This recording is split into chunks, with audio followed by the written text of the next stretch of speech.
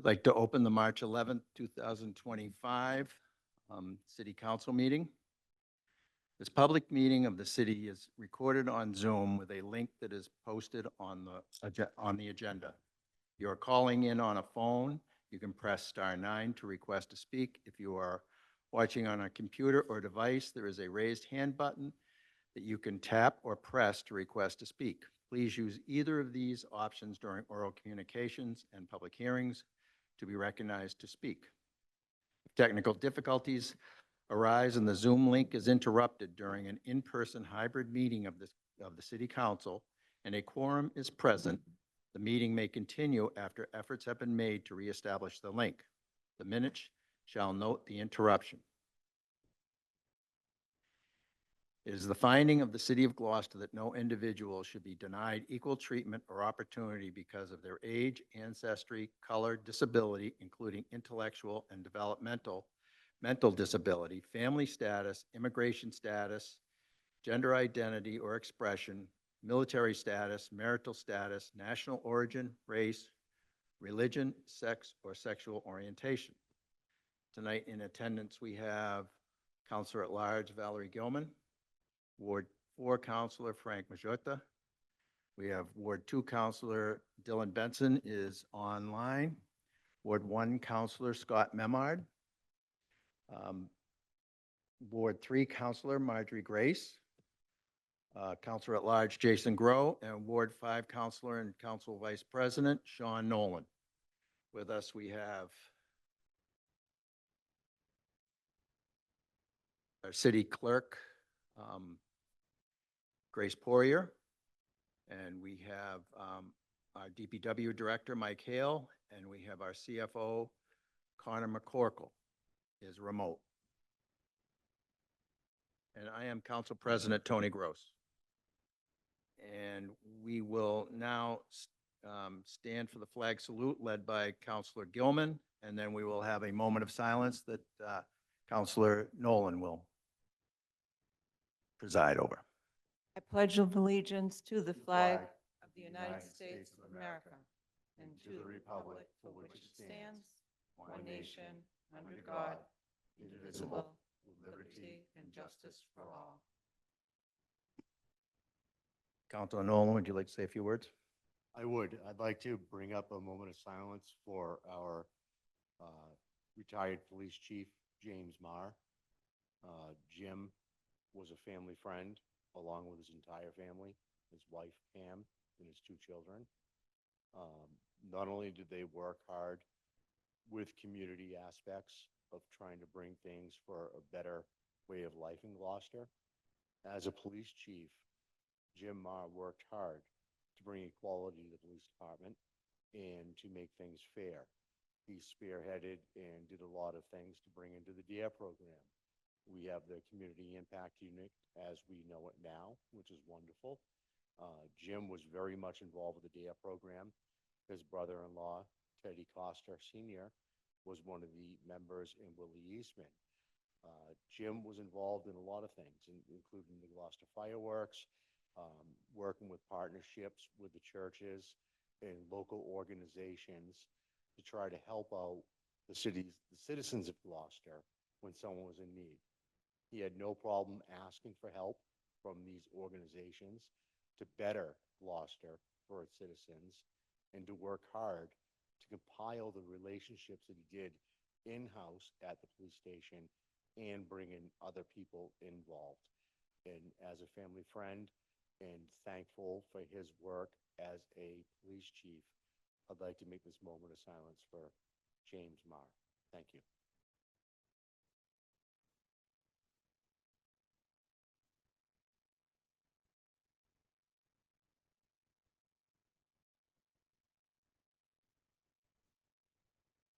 Thank you.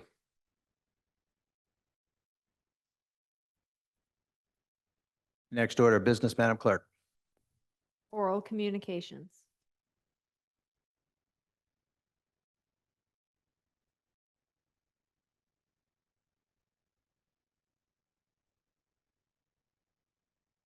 Anyone in the audience would wish to speak on oral communications? Okay, step right up, state your name and address for the record, please.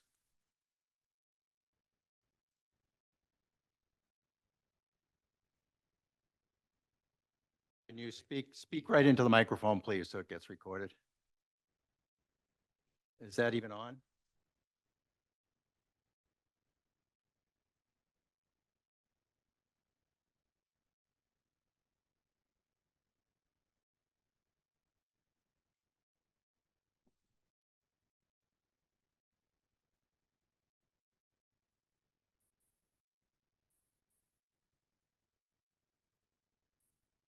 Go tiptoes. Great, thank you. My name is Zorba Kinnickstein. I live at 594 Western Ave in Gloucester. I'm one of the owners of George's in Gloucester as well, and I would like to address the removal of the parking spaces on Washington Street around the intersection of Washington Street and Centennial. I frequently have customers tell me they are struggling to find parking near the restaurant, and if they can't find a spot, they usually just continue down the road and go somewhere else. Right now, I don't know if you guys know, but costs and everything for a small business is extremely hard, especially for a restaurant. We have eggs, coffee, utilities, everything has gone up. And tourism, as far as I know, is the main driving economic factor in Gloucester. George's has been in Gloucester since at least the 1940s. All of the parking spot restrictions have occurred in the last 4 years of the 80 years of George's being there. In good faith, I offered to agree with changing the parking spot directly in front of the restaurant to make it easier to see around the corner in hopes of making it a safer intersection and also in hopes of getting a crosswalk there.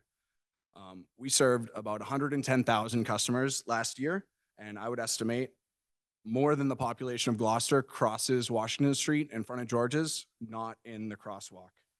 I requested the crosswalk, but it was rejected because it was going to be a right-hand turn off of Centennial, and the head of the DPW said that he doesn't put crosswalks in right-hand turns, even though the other end of Centennial does have a crosswalk on a right-hand turn right before the Blyman Bridge. I noticed there was a forum about St. Peter's Square a little while back about parking and restricting the parking and changing the time of the parking. And I noticed that it was brought to the attention of the business owners and the residents and just the community in the area so people could come and speak up and say what they thought about it. Unfortunately, that hasn't happened for all the parking on Washington Street around George's. So now 7 parking spaces have been removed that are the closest to the restaurant, as well as the only crosswalk that are there. I did not get any notification. I should be paying more attention to when these meetings are happening, but I have 2 little kids and I'm running a business, so it's kind of hard to keep up with everything that's happening. We have 4 open businesses on the intersection of Washington and Centennial. There is 1 closed business space that could be open for another business, all in direct proximity of all of the removed parking spaces. The reason I was told that the spots were removed is that state regulation is 20 feet from a crosswalk. There is not parking allowed. However, this is clearly an optional regulation since I have observed over 25 crosswalks in Gloucester with marked parking spaces within 2 feet of a crosswalk, including some on Western Ave that are about 2.5 feet wide that are marked as legal parking spots that are unsafe, but they're marked as legal parking spots. So I say, why don't we remove the 25 parking spots that are within 20 feet on Main Street, Rogers Street, Dale Ave, Pleasant Street, and Western Ave? Because even though it would make them all safer, it would harm the public, it would harm the local businesses, and all of that would clearly outweigh any safety benefit from removal of the spaces. The parking that has been restricted on Washington Street is 45 feet in front of Tony's and another 40 feet in front of the right turn onto Centennial, so in excess of the requirement for both. There's no way to tell if the extra 25 and 20 feet of removed parking makes Washington Street any safer, but I can tell you with absolute certainty that this is hurting businesses in the area. It's very difficult to find parking. I drove to work at 8 a.m. the other day, and I had to park 3 blocks down. The restaurant was half empty. So it's not just our business. It's very difficult to park around here. 10 seconds. 10 seconds. Okay. We have many disabled and elderly guests who are unable to walk very far, and all the spots that are closest to the restaurant, as well as the crosswalk, they can't cross it. I didn't know I had such a short time. So my suggestion. Sorry, I didn't mention 3 minutes. What? I'm sorry I didn't mention 3 minutes. Go ahead for another Okay. 20. Sorry. Yeah, so even with all the parking restrictions, there are frequent accidents on this corner because there's a blind corner. You cannot see around the corner until you pull into the intersection to the point that you are obstructing traffic. There is no safe way to do it. I watch cars all day pull further and further out. Anyone who drives down Washington Street is always on high alert going by Centennial because you're expecting a car to pull out at you. So I request, I'll sum it up. I request that we do the 20-foot regulation if that's what you guys want to do as a requirement for the state for those 2 parking spaces. But my solution is that we change Centennial to a one-way on the end. Kent Circle was changed from a 2-way to a 1-way, and that has absolutely made it more dangerous to enter Essex Ave from Western Ave. This would be an opportunity to make an intersection far safer, and we could also add a crosswalk if there was no right turn exiting Centennial, which would make it safer for the tens of thousands of people that are crossing Washington Street right now. Thank you. Thank you very much.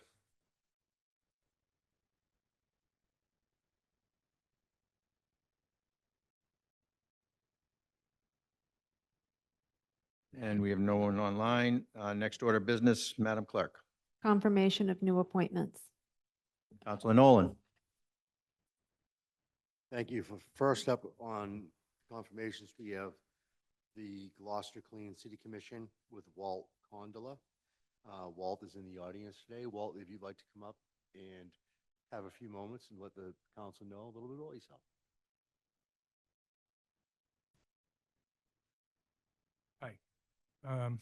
So I was asked about a month ago by Hugo Burnham if I'd like to join the Clean City Commission. I went to the first meeting since he had asked and checked it out and thought I'd be a good fit for it. So I submitted the necessary request to the mayor's office and went to meet last week with, I'm not sure, the committee that you were on, Sean. Ordinance Administration. The ordinance, and it was approved there.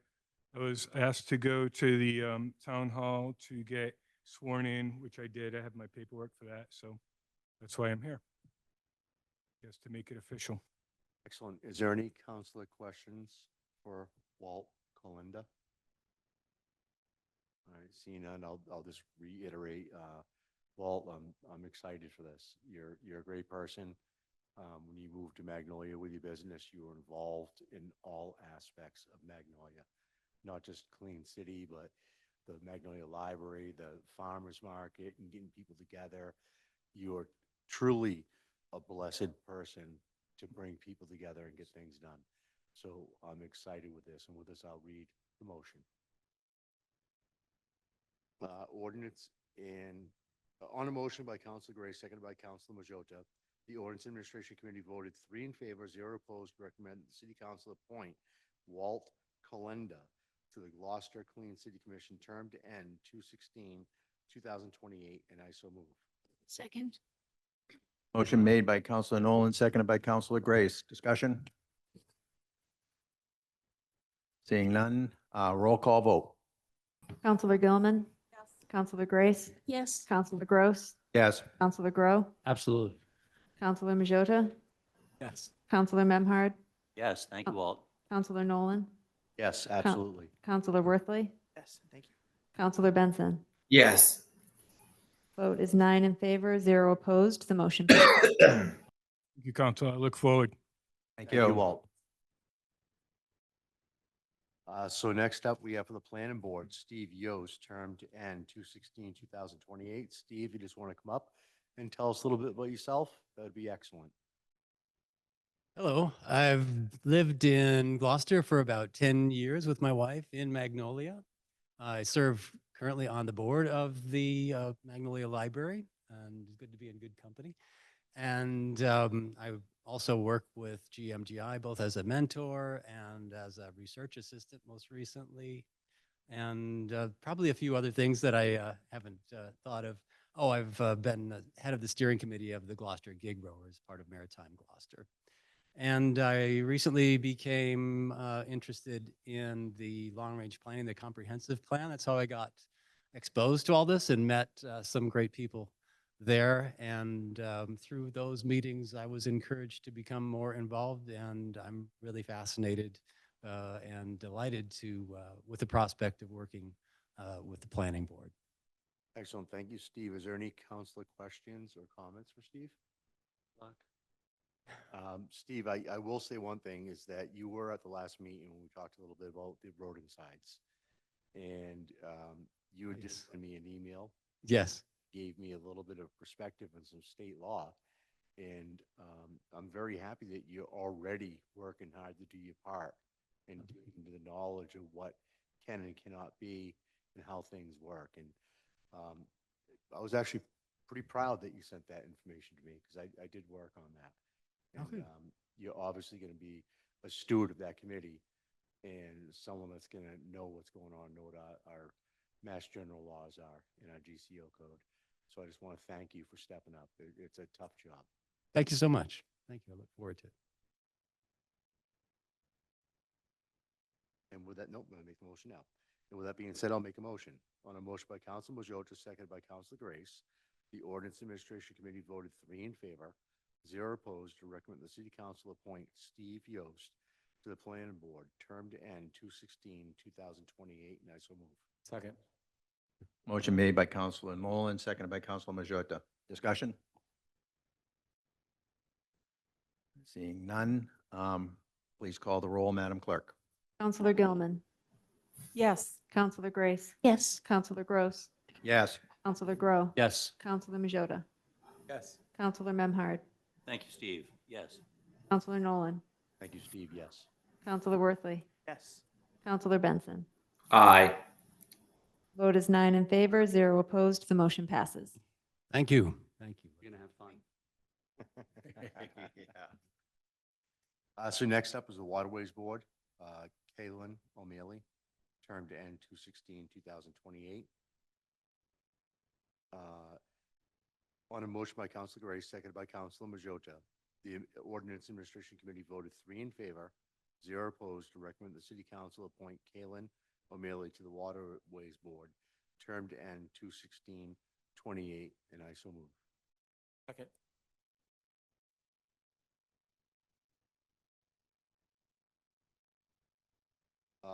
Kalen has not been here tonight. He's known to the committee, known to the Waterways Board. I believe he'll be a great asset as a fisherman. He has not been sworn in yet, but he will be sworn in this week. I have full faith that Kalen will fulfill his duties on the Waterways Board.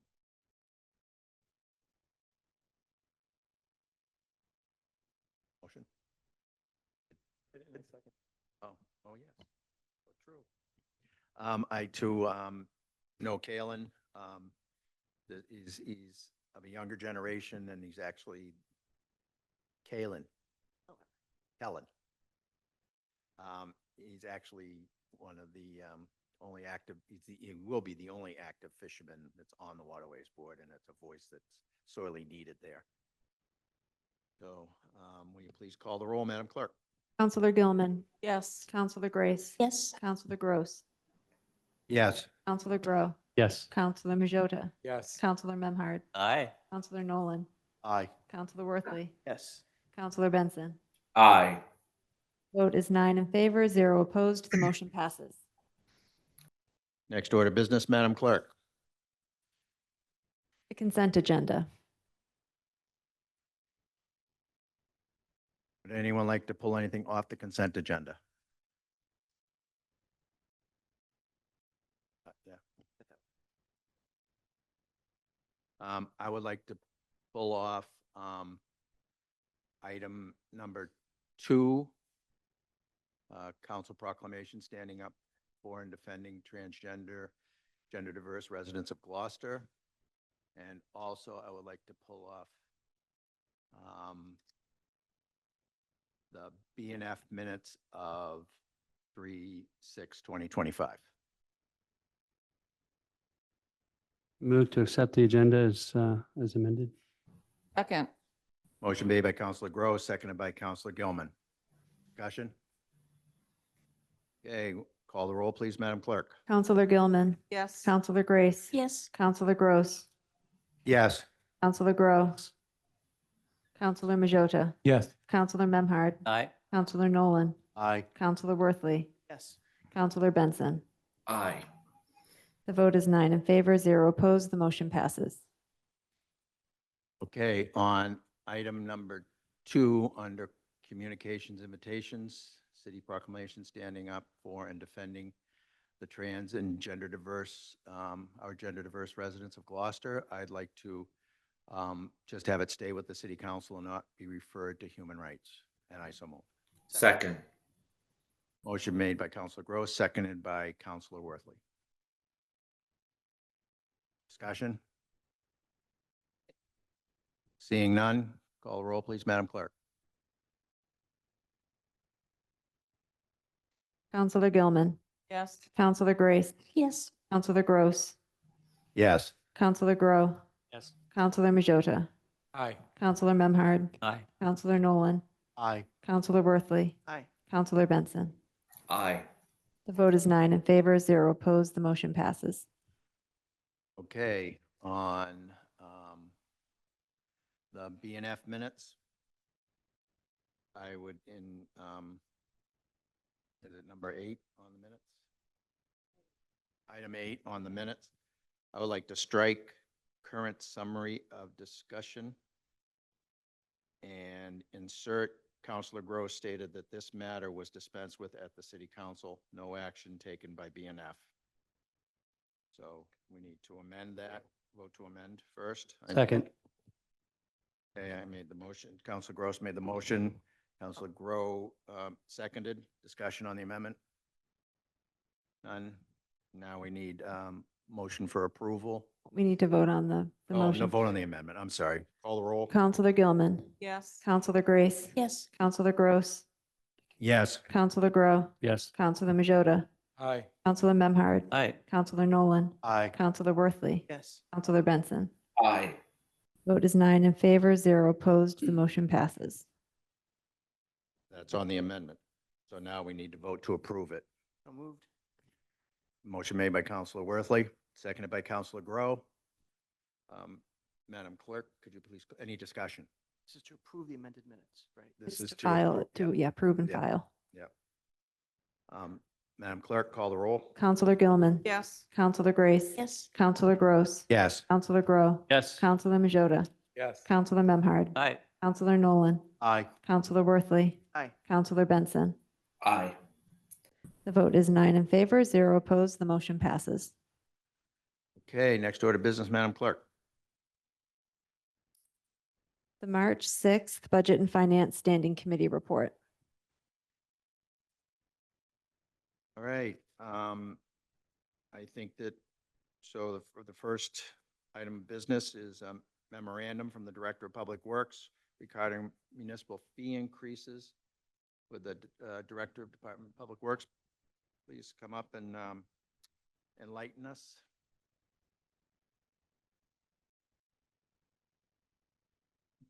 Want to do it this way, Frank? How to do, all right? Good evening. So I'm not sure exactly how I want to do this, but we can Okay. start with the beginning of the, On.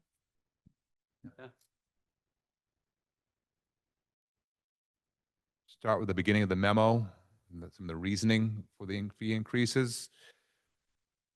Essentially, most of these fees haven't been adjusted in years, some decades. Some of these go back to the year 2000, and they've remained static since. And certainly the cost of doing business has increased, the regulatory environment has changed.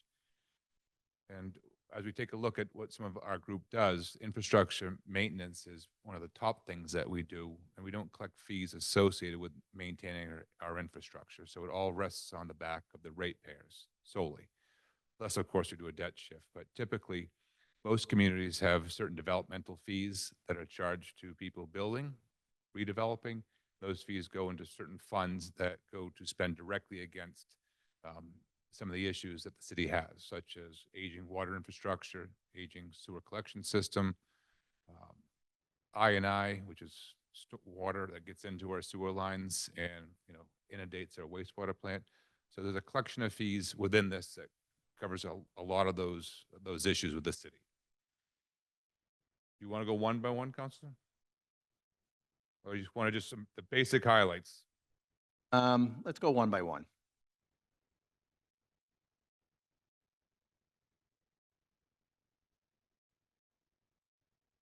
President, are we And going to, the memo. Okay, so engineering. So the drainage and grading fees, that's a developmental fee that went into place in the year 2000. The plan review has remained static since that time. Concept of increasing that is to cover the cost of staff's time and staff time only. Fat, soil, and grease. So it's regulated by the state and the federal government. Fat, soil, and grease are what people wash down their sinks, dishwashers, whatever it may be. It gets into the sewer collection system, and the grease builds up when it solidifies solid again. You can wash down hot grease very easily down your drain, but it turns solid not too far from where it goes into the drain. The city faces a huge battle managing fat, soil, and grease within a collection system. It's the #1 cause for backups. That's what backs up sewer lines, fat, soil, and grease. We have a component of our wastewater contract operations, a dedicated staff member who manages restaurant inspections or other compliance issues. And it's the public works staff who manages the fat, soil, and grease issue when it lands into the collection system. Septic disposal for holding tanks has not been adjusted since 2007, yet the sewer rate has gone up annually ever since. We think it's time to catch up with that. The step system, which serves North Gloucester, the cost of replacing a control panel that's damaged by the homeowner and the contractors. There is no set fee on that. So we're trying to recuperate any damage to replace the step panel when it needs to be done. Mr. President, may I ask a question as we go, if there's a question that's specific to one of those items versus, Sure, go ahead. just a really quick question, Mike. I think you said at Budget and Finance, the city owns these step pumps that we're replacing from time to time. Is that right? The step system is primarily owned by the city. There's some minor exceptions out there, but the city maintains about 16 to 1,700 step units in the city. Does our city insurance company, I'm sorry, our insurance policy cover damage to those so that we could get that reimbursed? If it's city-owned property, essentially. I'm not sure if we've ever gone after insurance. We're self-insured, so I think it's dangerous to start putting in claims that you know the cause of the, it's not like a tree fell. It's a contractor or homeowner did some work and didn't take care of that step panel. They either put it in a poor place, left it open to the weather, and it's a direct result of that work. Just meant, I think we have liability insurance, so if a DPW truck hits something on a street, we're covered from a car insurance or a vehicle insurance. Do we have some policy that's like a liability for city property, even though we have an easement, I guess, under their property? Like, I'm trying to understand. Yeah, there is an easement. There's an easement for the tank, and there's an easement for the control panel in theories within that easement. I've never in my 25 years have I seen the city gone after insurance for something like that. Can I shed some light here? I think what you're asking for here is for damage done by the homeowner to the unit, not damage done by the city, or just regular wear and tear maintenance replacement, which would not be covered under. Right, no, I understand. I just thought if we had our own insurance policy for something that's on our But property we own. But this fee is on the homeowner. So it's not city liability. Is that correct? The proposed fee is to recoup if your contractor damaged the step panel at your house, wasn't paying attention, inadvertently threw it away. We've a number of times it wound up in dumpsters. You know, the people doing the demo of the siding don't realize it's something important, and it winds up it's missing. If they wear and tear, we just replace them at our own expense. But if they're damaged, they go missing. Right now, there is no fee structure for us to recuperate the cost. So it's not city doing the damage. I understand. I was thinking if the city could No. hold the homeowner No. or the contractor liable, then it would be That's what this insurance is, company that's to what this is insurance for. company. Without the insurance company. Yes, which we want to stay away from. I understand. Thank you. Absolutely. And within that step fee structure is replacement of a sewer cover. Step tanks all have a cover to grade. On occasion, they wear, but More frequently, someone drives through them or a landscaper goes over them, rendering them not safe and need to be replaced. So just looking to recover costs on that. That's engineering and water compliance. Public service fees. Sidewalk obstruction fees. Currently, it's been $75 a week since at least 2007. Looking to increase that to $50 a day. Let's see.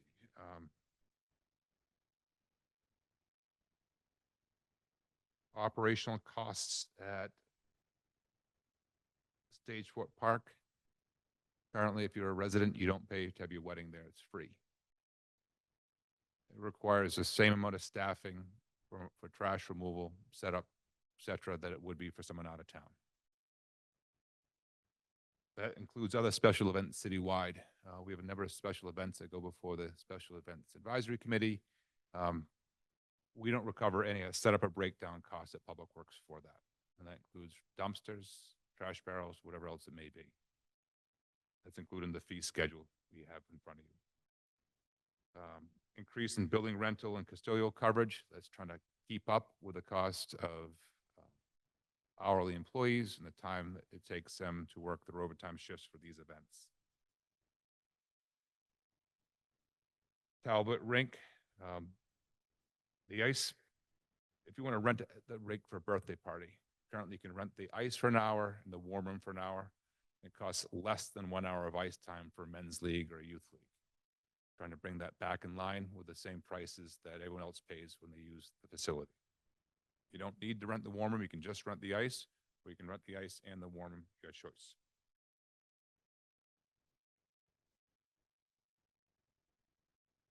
Public utilities. These are all enterprise-driven funds, and this is where we talk into development costs and trying to fortify our fund balance within these two water and sewer funds. Water entry fees. Prior to this fee schedule, we both had domestic and fire service fees. We're looking just to have a single fee for both, depending on the tap size that you choose. And that's predicated on the flows of the size of the building, size of the fire service. And these, again, these are costs that people pay for development.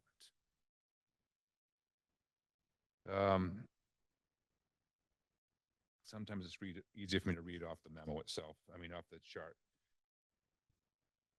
So the fire service fees and system development fees, right now, there's no fee for new development. You just tie into the main that the rest of the ratepayers used that have been paid for by the ratepayers, looking for $2,000 per unit. It's in line with other communities of our size in our region that charge this fee. This fee would directly go to the Water Enterprise Fund to help offset future capital costs for water. The water meter charges on this, we're looking, rather than have a set fee per meter, to just have the fee reflect the cost of us, because our meter fees go up with every contract. Every year there's an escalator in the contract for the meters. We're looking just to recover that and charge the rate that we're paying for the meters. President, may I ask a question on this? Sure. And I apologize, I was only able to attend a portion of the Budget and Finance meeting, so I would have asked these questions then, but this shouldn't take too long. You're proposing variable market cost. So I completely understand why. I just want to understand, is there a period of time that you would just change that fee for that year, or is it per measurement of each pipe? Or I'm just trying to think, how would you communicate that to the people who are going to be assessed this fee at some point? So if you are developing a house, your plumber comes in to buy a water meter. He may, or they may not know the cost of the meter depending on the size that they're choosing. And the concern is right now, if you're going to have a 5/8 meter, it's $375. My contract might be $394 or $404. We bid a year, 2 or 3 year contracts for items like this. And every year the price changes. It's a contractual year depending on when they were put out to bid. So year one, the meter may be $400. Year two, it might be $415. Year three, it might be $425. I understand the variable market price. I just wonder how we would communicate that so that people know what the cost will be. Will it be sort of as, once a year, quarterly? Like, what would be the time frame that you would be adjusting and When publishing? they come to pull the permit, I would assume. Well, again, we know what we know what the structure is. We know what the contract value is for everything we buy. And we don't sell everything that we buy, but water meters is something we pass on. So we put an order in for water meters. We know that year X, they are this value. That'd be posted at the front counter and on the Public Works website, which is accessible to everyone. And that's currently As with, the contract changes, you'll post the changes. they would just be updated accordingly and just match the Okay. fee. Works for me. Thank you. So you're basically just passing the cost through. The attempt's always been to not overcharge. And in the years past, they'd set meter rates and leave them that way for many, many, many years. We have gone up somewhat over the time trying to catch up, but this just gives us a little more flexibility in making sure that, we can get the best value. And obviously you want the best value when we buy meters. It's publicly procured. We use a particular meter brand citywide, so we're kind of locked into that. You can't just go from brand A to brand B, so we always with brand A. Like, are they domestic made? They're made in Alabama. No tariff warning worries. Maybe, who knows? I'd state though, right? Water, sewer, meter, customer service fees, final reads. If you're going to sell your real estate, typically your realtor comes in for final read. That price has not evolved since 2008. The radio frequency read is a small gray box inside of your home that transmits your meter usage to a radio controlled device. So the meter people aren't actually reading your meter. They're driving by your home, picking up the meter reads. Again, that price remains the same, but that's still in the fee schedule that was updated in 2008. That hasn't changed. Water turn on and turn offs, that hasn't changed in 2008. That requires a service truck to go to your property at the request of a plumber or a property manager to physically turn the water on or off. The meter tests, the price doesn't change. We still think we can do it for $75. Water fixture rates. When I first took this seat, we had over 300 water fixtures rate customers in the city, meaning they do not have meters in their homes. We are down to about 70 today. We can't seem to compel those 70 to allow water meters to be installed. But really, the only way to do it is to drive the cost. To capture, we have homes that have massive green lawns that pay a fixture rate. They have irrigation. We have very large properties that have fixture rates. People may not be there that often. It's usually the excuse that we can't get in because I'm only there on Saturday and Sunday. We'll make an appointment on Saturday. Well, I'm not there this Saturday. So it's just really trying to get rid of, we're not supposed to have fixture rate customers, according to the DEP. They want everyone, all water metered. So we've done a pretty good job reducing that number from 300 plus or minus down to under 100. We'll hope that this will help compel those remaining 70 folks to get a water meter. President, May. Go ahead. I just want to make sure I understood that. There are 70 or so property owners who are not paying for water, but using water? They are paying a fixture rate. Fixture rate is something that evolved many decades ago, long before me. And it's an assessment on the property based on some formula that was figured out many years ago. And it's a very low cost for water use. So if they have an outdoor hose and 2 sinks and a shower, that's $44.50 currently times the number of fixtures. Right. Essentially.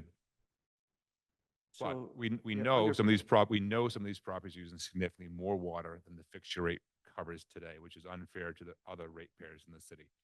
And you pay for what you use. So we're not trying to stick it to anyone. It's just really trying to capture what the consumption is that they have. You We can have no jurisdiction or authority to insist that they have a water meter? We have sent out banker boxes filled with paper over the years to customers. And we've done a pretty good job. Like I said, we've gone from, close to plus or minus 300 down to about 70. A good job. I don't mean to sound No. critical of that work. Just, I don't know if anybody else is just shocked. There's 70 people who pay $44.50 per fixture versus the water rate that everyone else is paying. So it's just, I don't know of a solution to be helpful, but if the legislative one that we can help with, let us know. This seems to be the most practical way when I speak to any water department in the state that raise your fixture rates. It'll compel them because it hits home. Good luck. Let's see, other fixtures.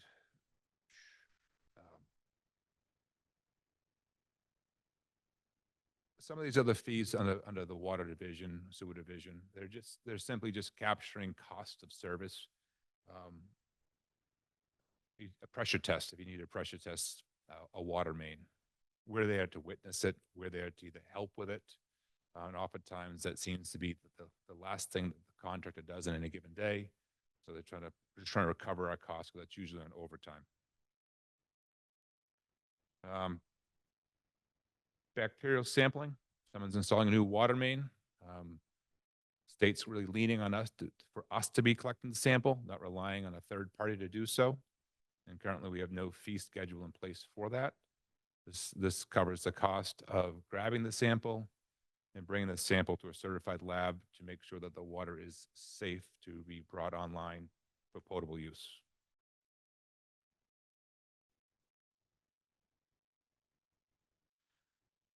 Cross connection. Cross connection is when you have multiple sources of water that enter your home. We don't want well water mixing with citywide drinking water. Could not be treated well. It could be contaminated. If there's a water main break or a big fire, you can negatively draw water out of a home, and that can create a siphon. So you could be draining someone's well into the distribution system. So cross connections mandated by the state. We have been one employee who oversees the cross connection program, and sometimes it requires more than one visit to a property. So we're just trying to recover their time for this effort. Name Gus. It is Gus. Remember. He is a great man. He's good. Hard worker. On the bottom of the municipal fee schedule for sewer, there's a host of fees. Most are new. Most would probably require a little explanation.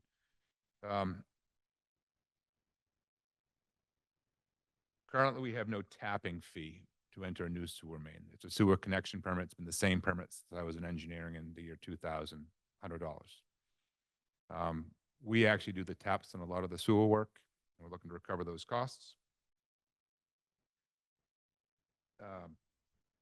New construction or adding to an existing dwelling. This is an I&I fee.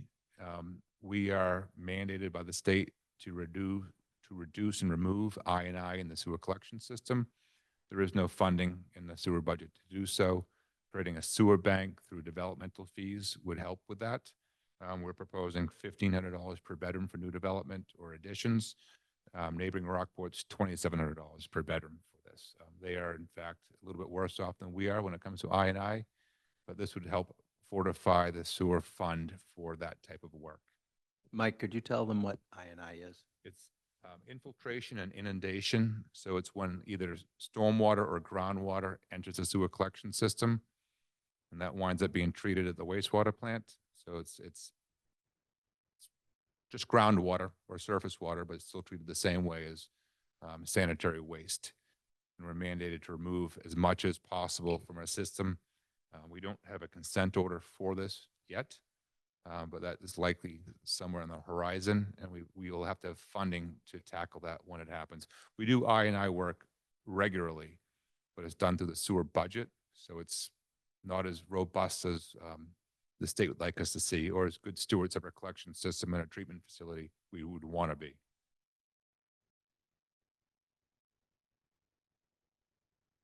Again, a lot of these are just simple things like a hot tap. That's a pressure sewer. You can tap a pressure sewer when the sewer main's charged. It's a special device called a hot tap. We have no fee schedule for that now. It's basically the cost of the component and the time to do the tap. The CCTV, that didn't change. The step tanks, we have market cost plus shipping on this. We have gone to a standardized model for step tanks. We maintain all the step tanks in the city. We had a fiberglass model that the city installed on their own back in the 90s and early 2000s. That tank was imported from California, not very reasonable to expect a local builder to source a tank from California. All our components are Renko brand components, and Renko sells a new tank, and we are using those tanks citywide now on our reinstalls or compelling developers to use them in their operations. So it's literally just a pass-through of the cost of the components.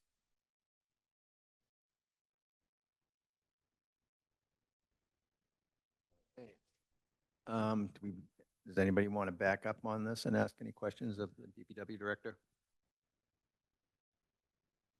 All these fees, where it came out of B&F with a positive recommendation minus the trash fee, which was just passed through to B&F, I mean to full council. Nobody's got any questions? Councilor Gilman. Through the chair. Mike, do you think there would ever be an opportunity for us to send a notice out during one of our utility bills to let people in Gloucester understand the detail that you've done to back up the need for these rates so people understand?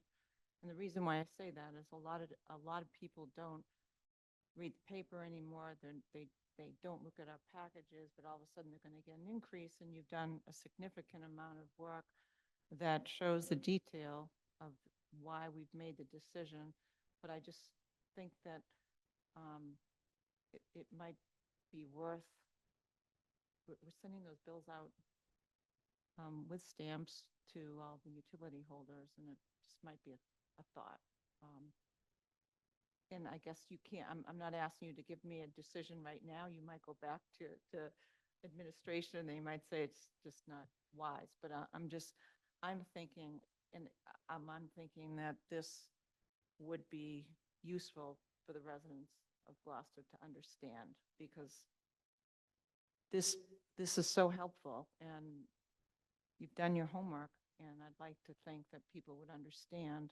No one likes to see fees go up, but with the documentation that you've done, I think it makes it much more credible and necessary. I think So- something to keep in mind is that most of these fees won't be felt by your average homeowner. If you're building a new home, doing a new development, putting an addition on your property, we know the cost of building these days. You know, residential constructions, $500, $600, $700 a square foot per square foot. And so fees that were always in place or in place in a lot of communities. I think most developers are aware that these are real fees. And again, they don't hit most homeowners unless they're doing a redevelopment and building themselves a new home. If you stay in your home, don't change other than the water and sewer rates, which is voted separately every year. Not really subject to these fees. Mostly these are developmental fees, with the exception of some very small ones that have increased slightly. Okay, that's fair. Thank you. I'm not saying they don't deserve to be published somewhere, but I'm saying that's the root of most of these are developmental, not your average homeowner feeling 90% of these, your average homeowner would never see. Thank you.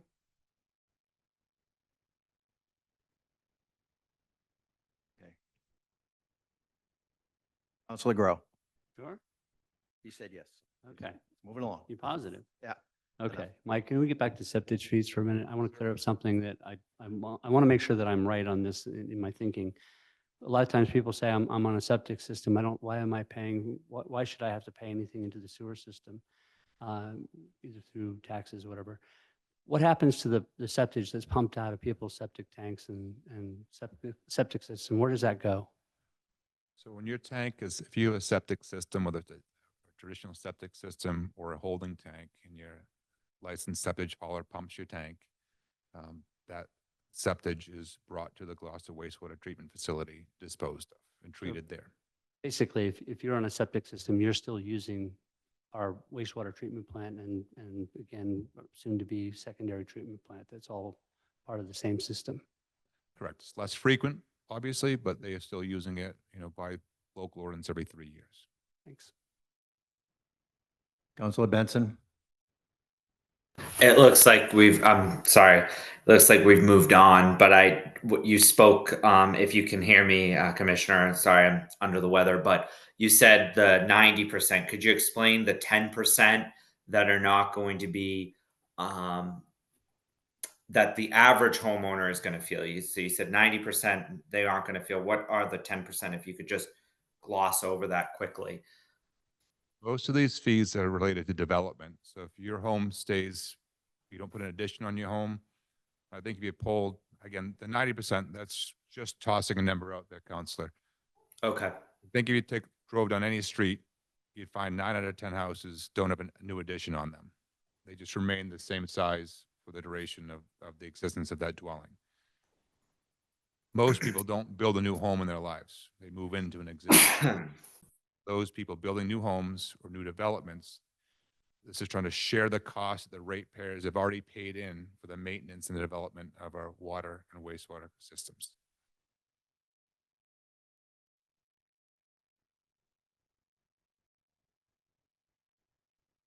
More questions?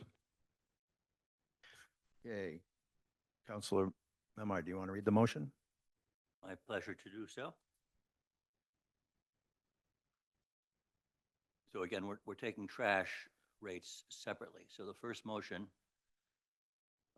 committee recommendation on a motion by Councilor Gross, seconded by Councilor Memhard.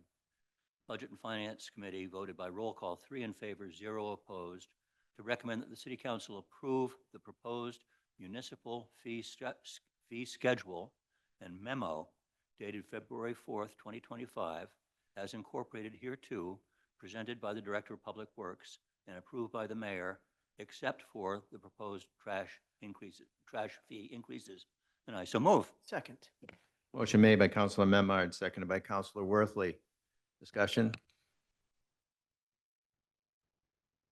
We had a lengthy discussion of Budget and Finance. I don't know if, I think Mike's done a very good job of covering the overview. I don't know if anybody has additional questions or not. Madam Clerk, will you please call the roll? Council- Counselor Gilman has a question. It's not a question, but we're deliberating, right? Right now, discussion. So in looking back at the documentation, which is in the folder from the March 6th BNF meeting, I'd just like to restate the reason for the increases that we've discussed. Number one, inflation. The rising cost of goods and services has impacted the municipality's operational expenses. Number two, infrastructure maintenance. The need to maintain and upgrade aging infrastructure requires significant investment. And number three, regulatory compliance. Meeting new regulatory requirements often involves additional costs. The following outlines the fees that we've discussed right now. So I will be supporting this. Thank you. Counselor Worthley. Thank you, Mr. President. I too will be supporting these. I want to thank Mike Hale for his hard work. It's not easy to figure these things out. It's also not easy to run these things at a loss for sometimes 8, 9, 10 years. And I think what people don't always appreciate is that you're doing the work either way, whether you're collecting the fee or not, or you're collecting the correct fee. And if you're doing the work, that means it's being paid for out of the general fund or out of your budget, which means something else doesn't get done. And I appreciate this is very singularly focused on the people who are using these things. It's not generally costing every single resident more money to hook up to a sewer or to shut off a valve or something like that because it's based on them using it. So the cost is being attributed to the people who are benefiting from it. And in many cases, they're passing it on to their tenant or their contractors passing it on to the homeowner. I appreciate the work you've done on this. And also, in some cases, people might see this as a large percentage increase, not looking at the number of years without an increase. And if there's been 10 years, then whatever the percentage is you could divide it by 10 to determine what the real rate of increase would be. And so these are very reasonable considering the amount of work that your department does. So thank you. Anyone else? Madam Clerk, please call the roll.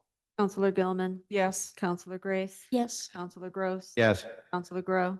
Yes. Counselor Majota. Yes. Counselor Memhard. Aye. Counselor Nolan, Aye. Counselor Worthley, Yes. Counselor Benson. Aye. The vote is 9 in favor, 0 opposed. The motion passes. Okay, the next up is the headliner tonight, trash fees. You guys want to come up and speak to the trash fees? Coming to the microphone is CEO Jill Cahill and DPW Director Mike Hale. That's color coded today. Yeah, we did. Gloucester colors. Thank you, Mr. President, through you to the members. First, Councilor Gilman, if I just want to answer your question about publishing the fees and fines. Council President Gross and the mayor both uncovered council order that was passed on previous time on the mayor's, when he was on the council. Grace and I will be working on what it is, the publishing of a schedule of fees. So for two reasons. One, for the public, they'll be able all be stored and be able to be found on the clerk's page as well as each individual department's page. And it'll make this process of changing fees much simpler because it won't necessarily have to go through the whole city council process. So stay tuned. This uncovered that. Just to introduce this next portion, as you know, the mayor asked all managers to review their fee schedules in light of the upcoming budget and the challenges we're facing. The majority of these changes are to right size the fee to what the actual service is, which is what you just passed. Thank you for your support. The recommendation that the mayor's put forward on trash is more than just right sizing the fee. It's about subsidizing what we pay for the total trash contract. And Connor is on. He's gonna put up.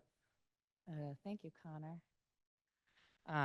Put up a chart to help you guys kind of walk you through some of the numbers behind trash, and then Mike's here obviously to answer your questions. We are currently subsidizing trash at over $1 million per fiscal year. And as we move into our future trash contract, which Mike will get into, we're projecting that we would be by 2027, if we don't make a fee change to the trash bags, as well as the bulk sticker items, but it's really more about the trash bags. We would be subsidizing trash removal by $2.5 million in 2027. So that's $1 million increase in a few fiscal years.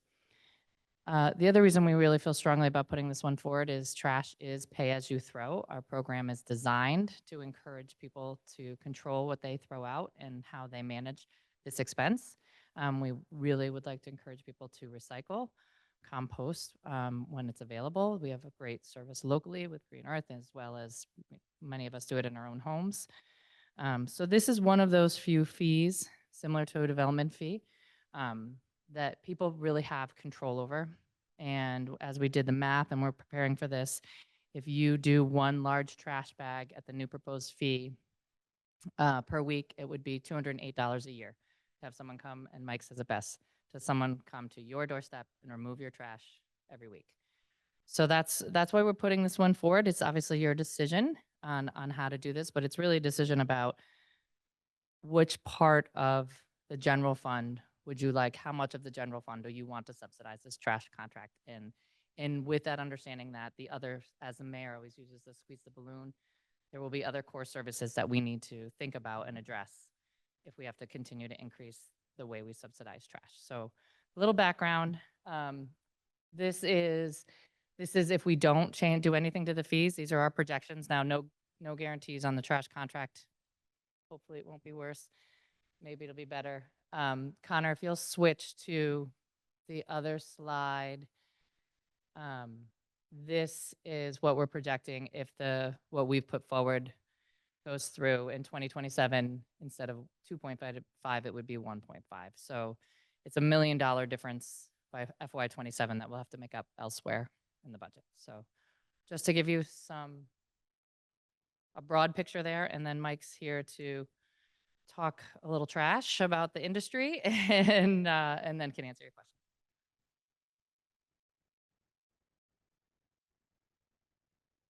This may be better served by a question and answer, but I'm going to start with a few points that the solid waste industry has changed dramatically in the last 10 years. Recycling was thought to be the savior of the solid waste industry, and that we're going to divert all this solid waste that would traditionally go to a landfill, or in our case, an incinerator, to a new life with recycling. And for the last 9 years, Gloucester's had the benefit of a zero cost of recycling disposal. I mean, we pay to get it collected, but the $0 charged to us to dispose of that recycling. That is nowhere to be found in a contract today. Matter of fact, many communities are facing tipping fees for recycling equal or greater than the cost of getting rid of their solid waste. I gave an example at the Budget and Finance meeting of a community that's looking at $119.25 per ton next year. We pay zero, about 5,000 to 6,000 tons annually. No matter what the increase is, the math's pretty simple. If it's $10 a ton or $100 a ton, the math's easily done. We're going to be paying significantly more to get rid of recycling than we have in the past. The cost of collections has changed. There's many vendors out there right now who struggle to find CDL drivers to drive these trash trucks. We're willing labor to hang off the back side of these trucks. Part of our issues with our existing contractor is labor shortages.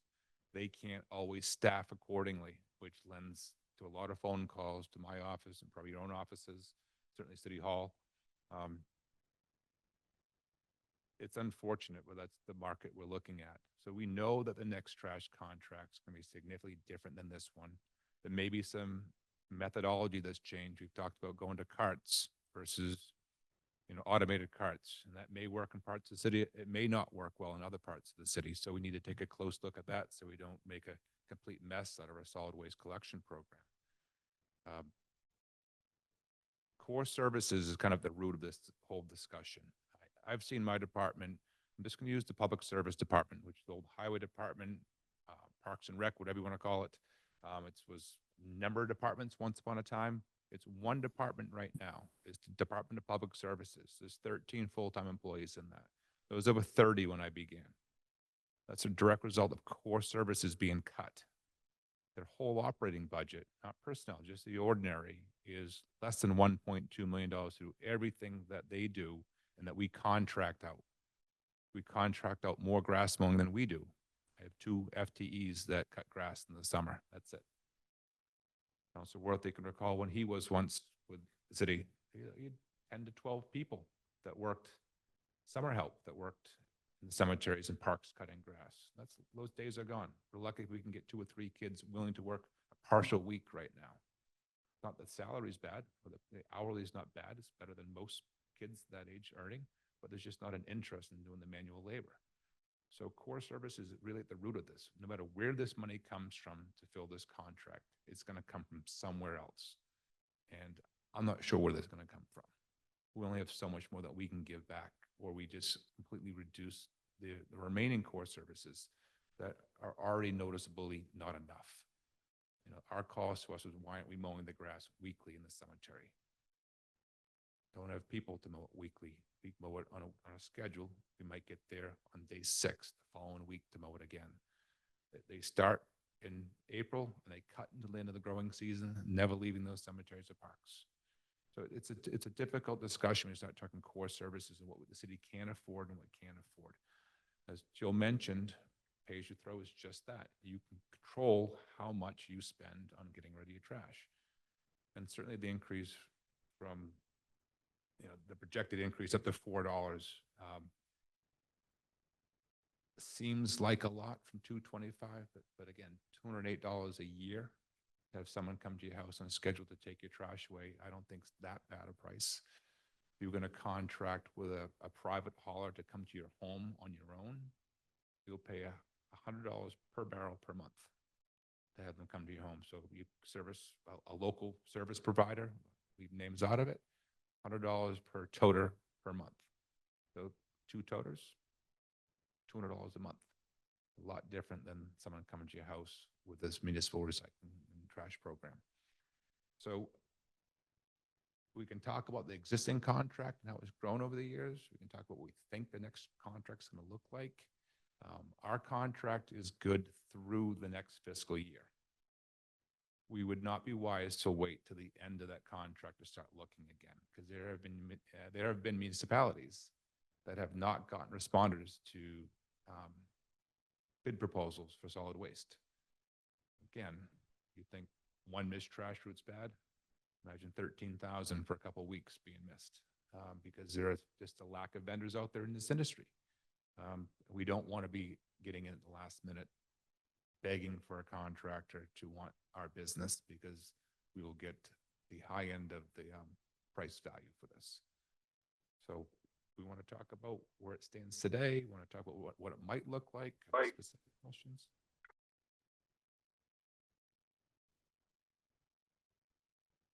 Yeah, Connor, do you want to bring back up the second slide? Just leave it up, please. Okay, Councilor Grow. Quickly, these fee increases, if they're passed, would go in effect on January or July 1st of the new fiscal year? Would they be immediate? When would we see a changeover?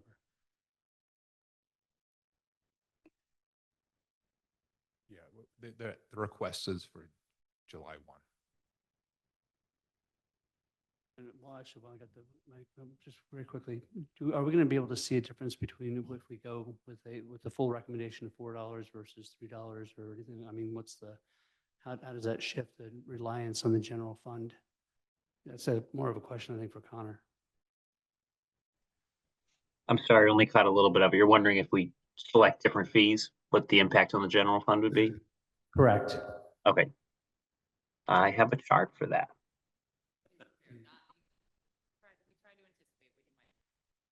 I thought he might. All right, so I mapped out 5 alternatives here on this chart for different proposed fees. So you can see them in the third column over, this one here. And then the 2 dotted boxes on the right show what the impact would be on the general fund.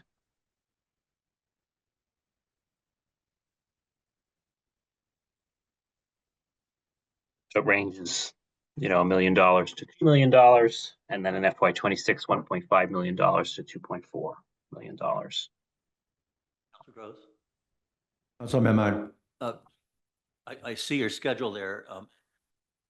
At Budget and Finance, I brought up the question, which I think should be on the table as well, that the general fund should not necessarily be subsidizing the services that we provide for trash disposal. And I would like to put on the table for our consideration to increase these fees somewhat beyond what Mike has very reasonably proposed in anticipation of our budgetary distress going forward and the reality of these costs.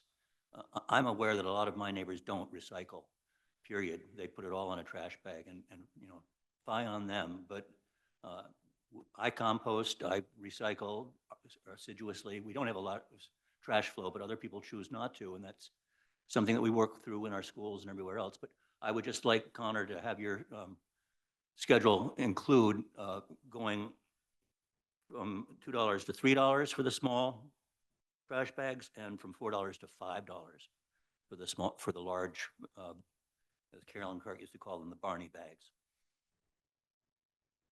And I don't know, Jill or Mike, if you want to address that in terms of, or Connor, how that would impact reducing some of the stresses that we all face financially as a city.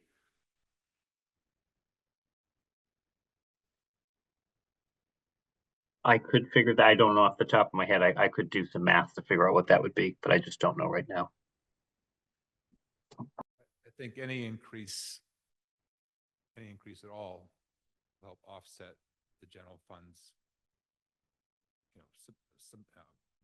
the general fund obligation to the trash program. And we have to have trash collection in the city, a way to dispose of trash and recycling. We offer a whole host of services, white goods, bulk items. Again, even our fee proposal doesn't match some communities nearby that are even higher.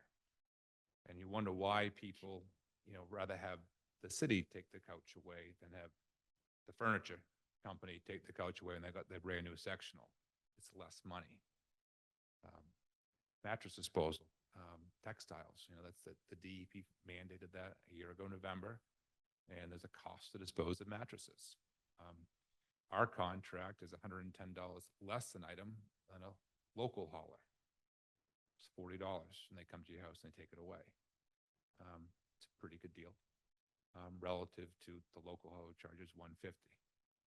So any increase to the fee, and I'm not suggesting that it's what we should do, but any increase to this is just less general fund dollars supplementing the pay-as-you-throw program.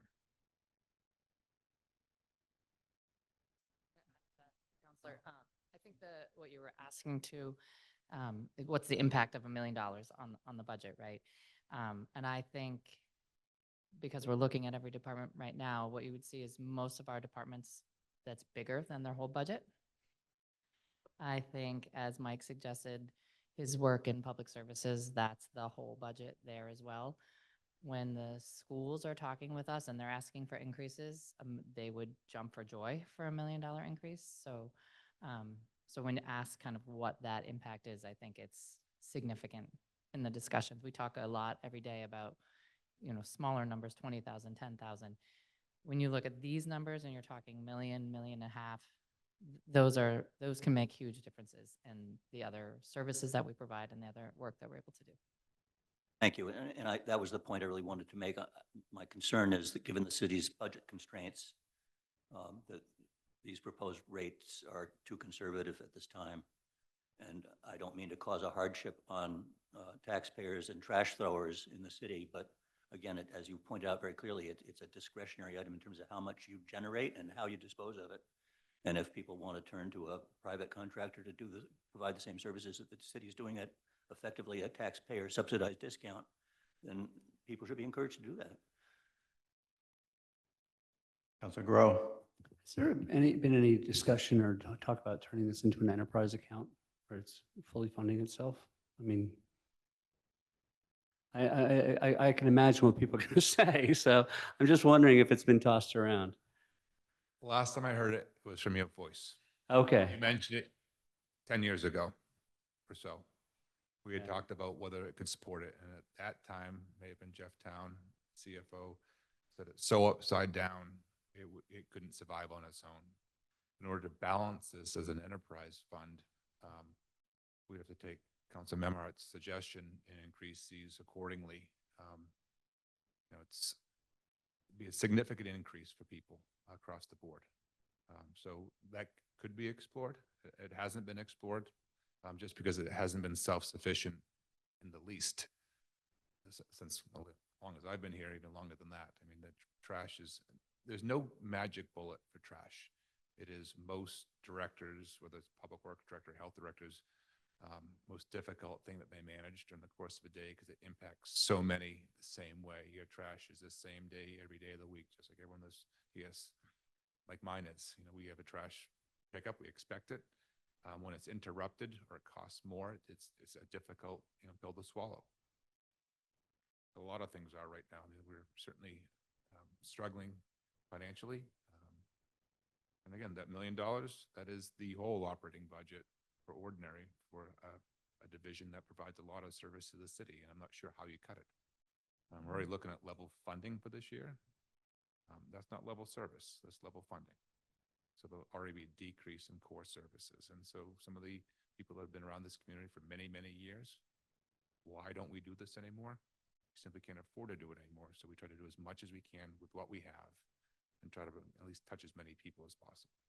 I think to Councilor Memhardt's point, every dollar we don't collect on fees of some sort is a dollar out of the fire department budget, a dollar out of the police department budget, a dollar out of the school department budget. So, you know, the pot of money and the pot of need, you know, we're going to have to see something. Maybe we look at a tiered increase after this year so that we have a more regular increase in fees to match the increase in cost of the contracts. I think a tiered increase would be great. It hasn't been that popular. It's been discussed before, and you know, this is a tough discussion. Certainly for the 9 of you, it's a tough discussion. It is in my office, I'm sure for the mayor's office. So that was the route we wanted to go. We'd certainly support that. We could provide documentation of what that would look like. But something needs to happen because again, in the next 12 months, we're going to have a very different looking trash contract that it's It's either going to be supported by the actual users or supported by the taxpayers.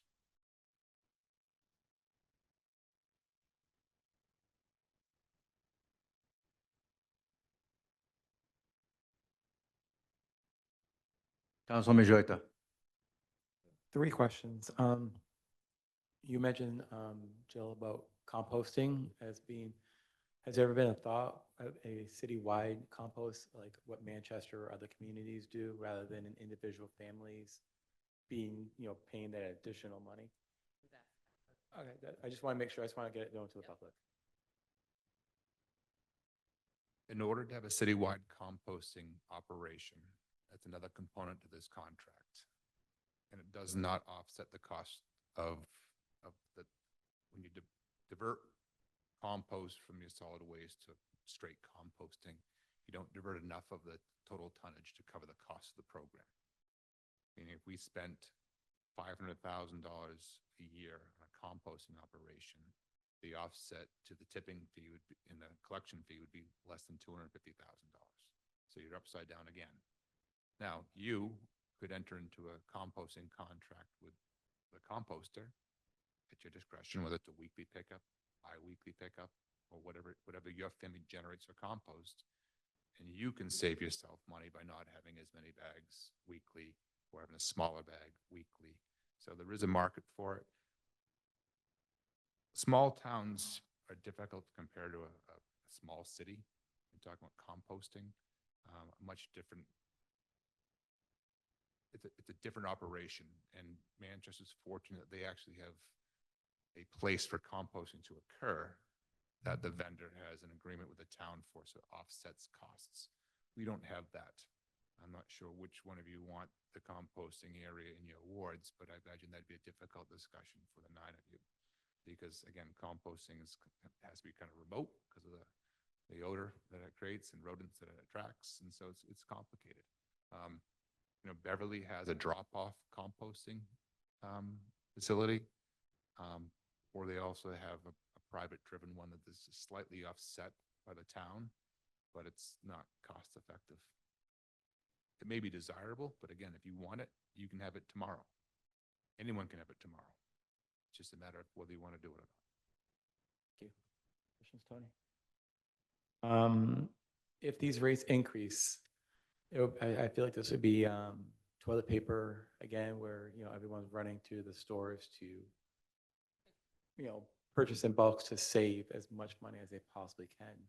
If that does happen, and someone wants to buy as many trash bags as possible, is there enough trash bags to have for those who are unable to purchase it because someone bought up 100 trash bags? Like, It's already happening. it's already happening. It's already happening. Okay. It happened when we changed from tags to bags. It happened every time there's an increase, it happens. There's not the run as you're describing. And we can control what the vendors sell too. We can let them know that, you can't buy more than 1 roll at a time or 2 rolls at a time. It is very taxing on the bag supplier because the bag model is something that's kind of grown in the Northeast, and they can't keep up with it at times. And so it's very scheduled when the bags go out. But a disruption like this, the public made a big run on Market Basket last week, and someone whispered it somewhere in the community, and they went through a month's supply in a week.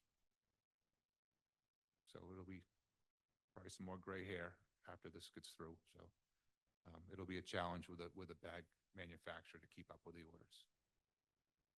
And my last question, either for you or Jill, has there been any, I'm looking at the numbers, but has there been any thought of incremental, whether you cut this fee in half this year for 2024 to 2025 and then go up again for 2025, 2026? That way it's not hitting residents so much as, it's just a cost of goods and everything.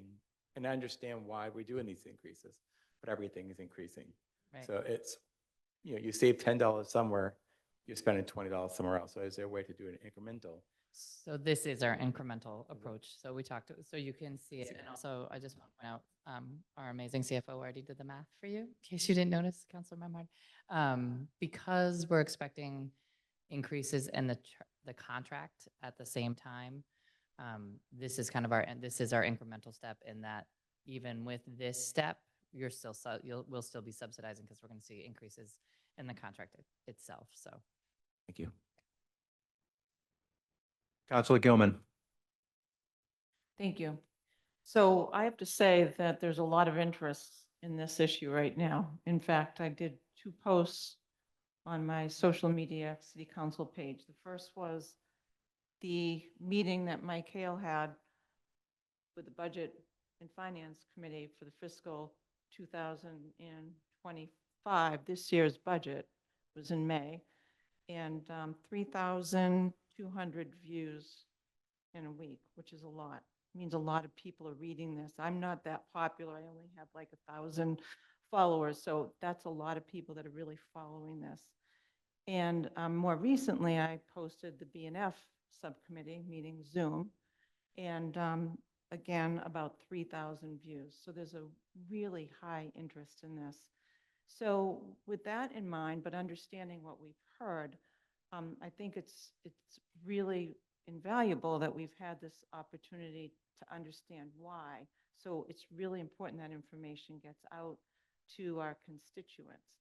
So, so I would say, if depending on how we vote tonight, I would suggest that we have little plexiglass things at the places where we're selling the bags, and we explain why we're doing this, for what reason, and let people know and educate the people that are selling them what it is and why we're doing this. Because without that enforcement, it's just going to be really frustrating for people. But so here's my ask through the chair to Mike Hale. So I was talking to Mayor Verga today, and we're both really proud of how our families are doing with, pay for play or whatever you call it. You just keep it on the. Yes, the I am. question. Thank you. And we were talking about the fact that, we both only use one purple every 3 weeks, which is pretty good recycling, because we've learned how to cut back. We don't drink water bottles anymore. We have a big thing of yogurt instead of little containers. We've really become smart. So that's a positive thing. So I like the process. But a question that I'd like to ask is there any way that possibly the outlying districts, not downtown, but the districts that might be more eligible for automated carts or something, could we ever think of only collecting purples every 2 weeks for them instead of one? Because we have the opportunity of using a big bin to keep it closed and away from coyotes and whatever and outdoors, whereas folks in downtown are going to have a hard time doing that because they have to keep their stuff inside, right? And if they've got baby diapers and stuff, it's going to smell. So that's a problem. But I was just wondering if that was anything that we could ever consider, is doing it every other week, or if that's just too complex and complicated. So through the chair, that's my question to Mike Hale.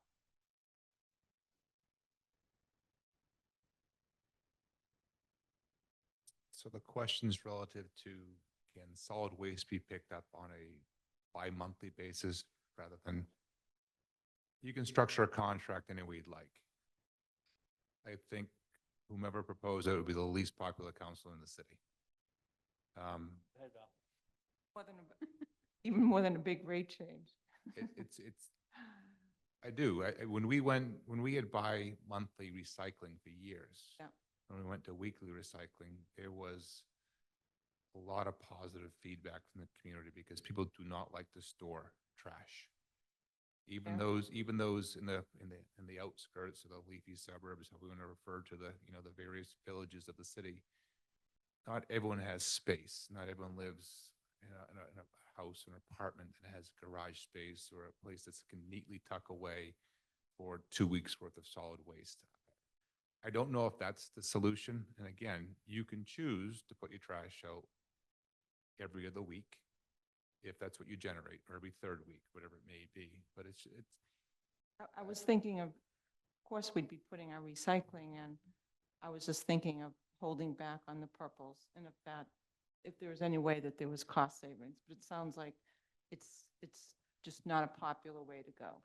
I mean, so You know better than me, so that's why I'm asking. it's a kind of a habit question, a kind of Mhm. lifestyle question. I don't think I'm prepared to answer how people want to live their lives. I think it's a difficult thing to ask someone to hold back on their solid waste.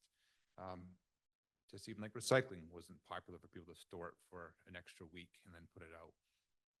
I guess the question is ultimately there's a savings on collection if that's the case, because you're only collecting half the number of weeks of the year. But I guess the real question would be, is there a tonnage difference at the end of that year? I don't know. You know, would people completely kind of do things like you're doing at your home, kind of conserving, or they just have the same trash just for 2 weeks and they put out the same, you know, weight of trash every other week? I don't know. Thank you. That's all I have to ask. Thank you. Thank you. Councilor Grace. I thank you. Just a question about a way to reduce bulk waste, where textiles are considered, not allowable in the bulk waste. Does the city have any mechanism, or is there a possibility of a mechanism for a drop-off place for textiles? Because to my best of my knowledge, the only place in Gloucester currently is Second Glance, which isn't always convenient for people to get to, so they throw it in the trash and hope no one notices. We've had numerous starts and stops to textile drop-off. They typically become the dumping ground of everything undesirable, from mattresses to cribs to bicycles to lawn furnishings. It's not a traditional, swap shop as some communities have at their transfer stations. It's solely meant for unsoiled textiles. There's really no good way to enforce it. I can't, budgetary constraints. I can't have someone sit there and watch it. CCTV works when you can see the plate, or it's a clear enough view of the plate. So and then the other piece has to be enforced after that. And, GPD has their hands full on a good day, let alone to chase around someone who dropped the tricycle off at a textile bit. And my second thing is more of a comment than a question. In recent memory, we had an issue with this, a strike in this town, and lots of people stepped forward and say, I don't mind spending a little bit more money if it helps the teachers. By default, these fees would help that process.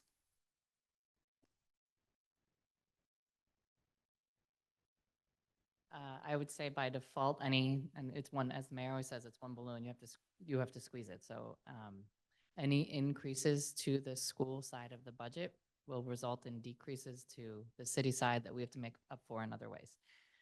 But I don't want to be unclear. Like, this is not a vote on this tonight and the teachers get more money. No, that's So not my I point. just want to be My point clear. is that when Yes, people any- go forward saying, I'm willing to pay more money for X, Y, and Z if it will help A, B, C, Right. this by default It all helps balance. helps that. Helps Correct. balance. Thank you. Exactly. Thank you. Councilor Worthley.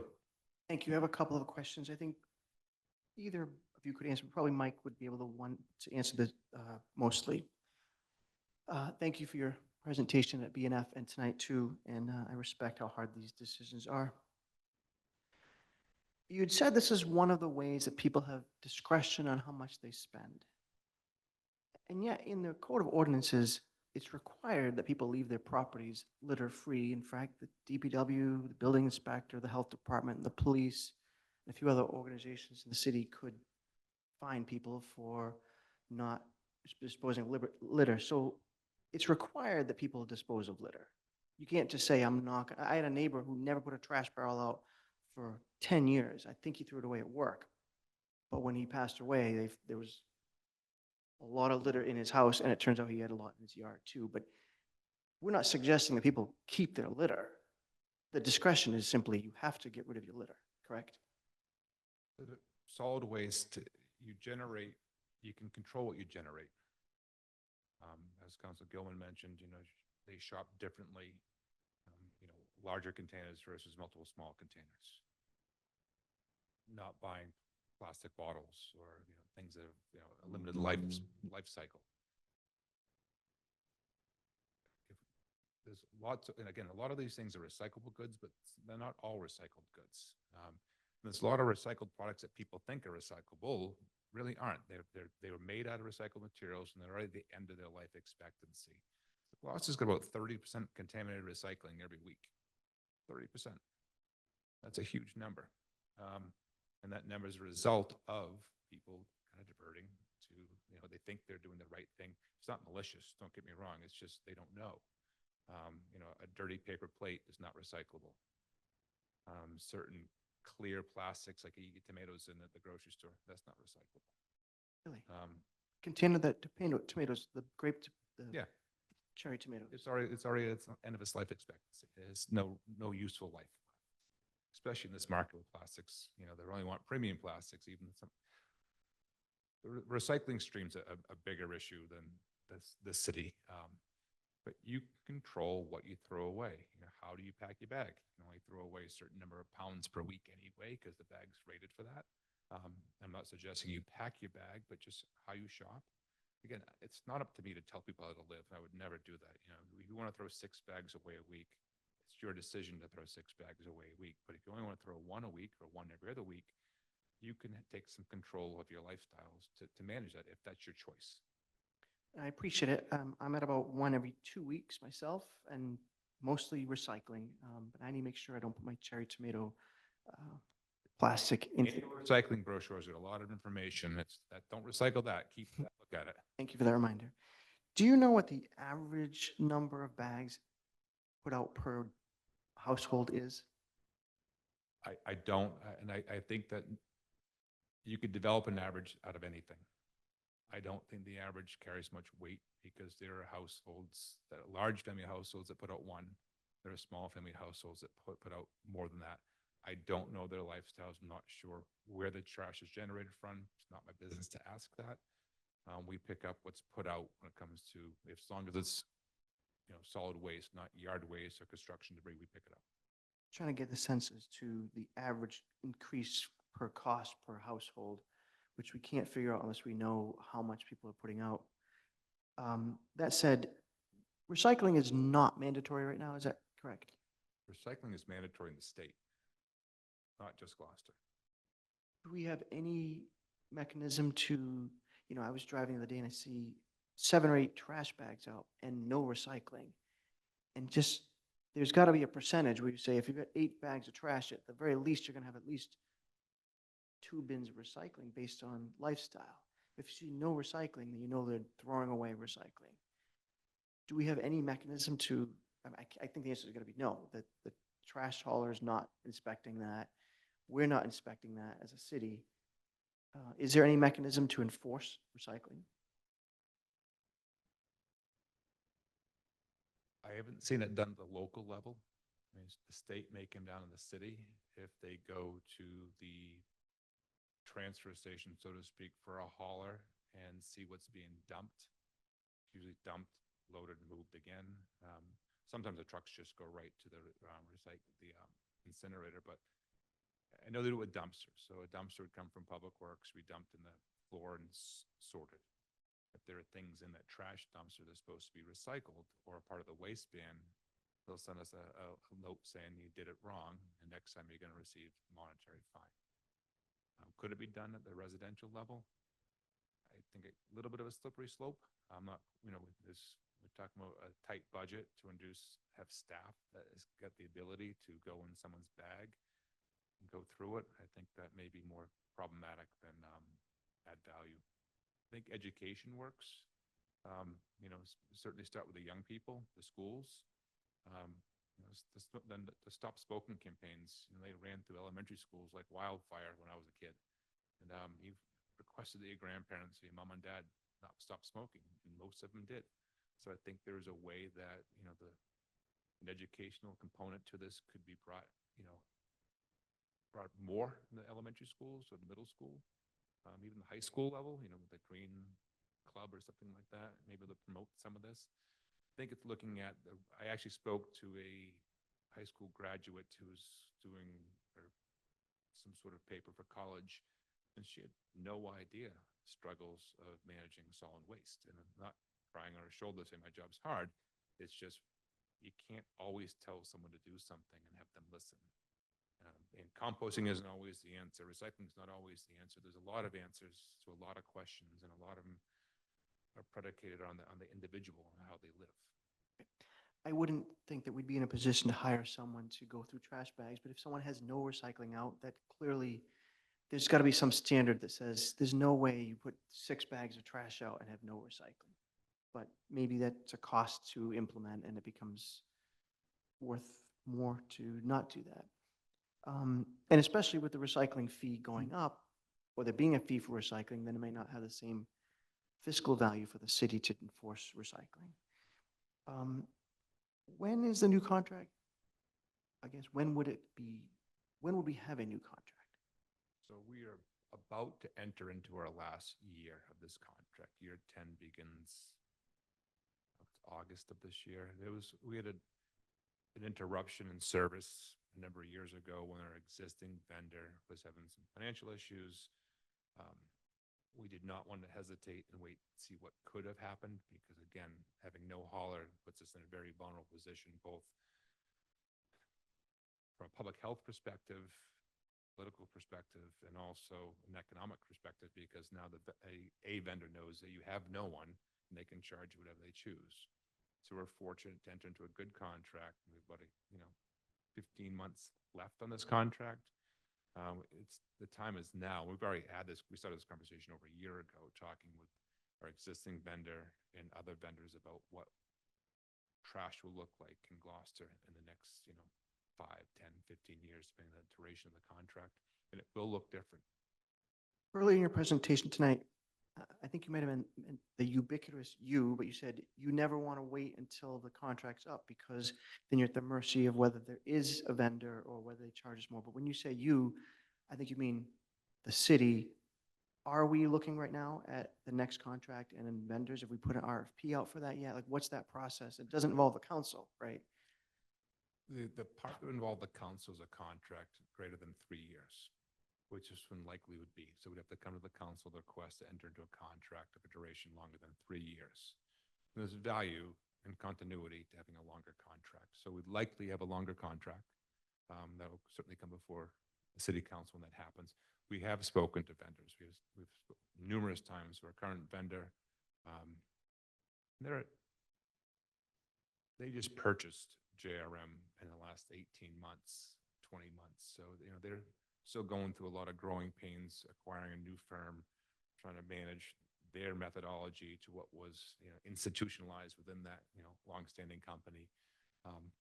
There's not a long list of vendors to choose from that can serve Gloucester. It's a very short list, names that most people would recognize. And again, where we are in proximity to their home base will determine who wants to give us a reasonable price to work here in Gloucester. So when you said you never want to, you weren't telling us we need to do anything yet. You're working on that. The you is me, Yeah. in this case. Okay. I do not want to wait till the last minute to start negotiating a contract. That'd be not a wise move. Good luck with that. Just a few more questions, if I may. If anybody else has any That's questions, 2, but okay. go ahead. No, if anyone else has questions, No, I'll wait. I go wait ahead. until the very end just to make sure that No, anybody go else. ahead. Okay. Earlier, I think it was you or Ms. Cahill who said that, we are subsidizing the trash contract. Who is the we that's subsidizing that? The subsidy comes from the general fund. So that's taxes and other fees that land in the general fund. Isn't it essentially, though, that taxpayers are subsidizing the contract? Every taxpayer is subsidizing the trash contract. Sure, the general fund's made up of more than just tax dollars, but lion's share of it is tax dollars. Some form of tax, whether it's a real estate tax. I can't hear her.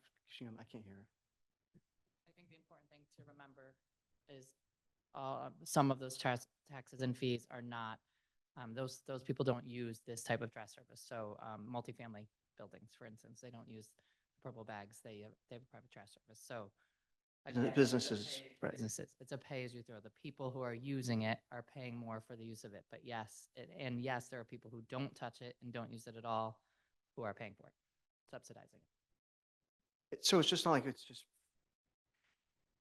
taxpayers are subsidizing everybody who uses trash bags. I got it. Okay. I had two other questions here. Give me a second to find my notes here.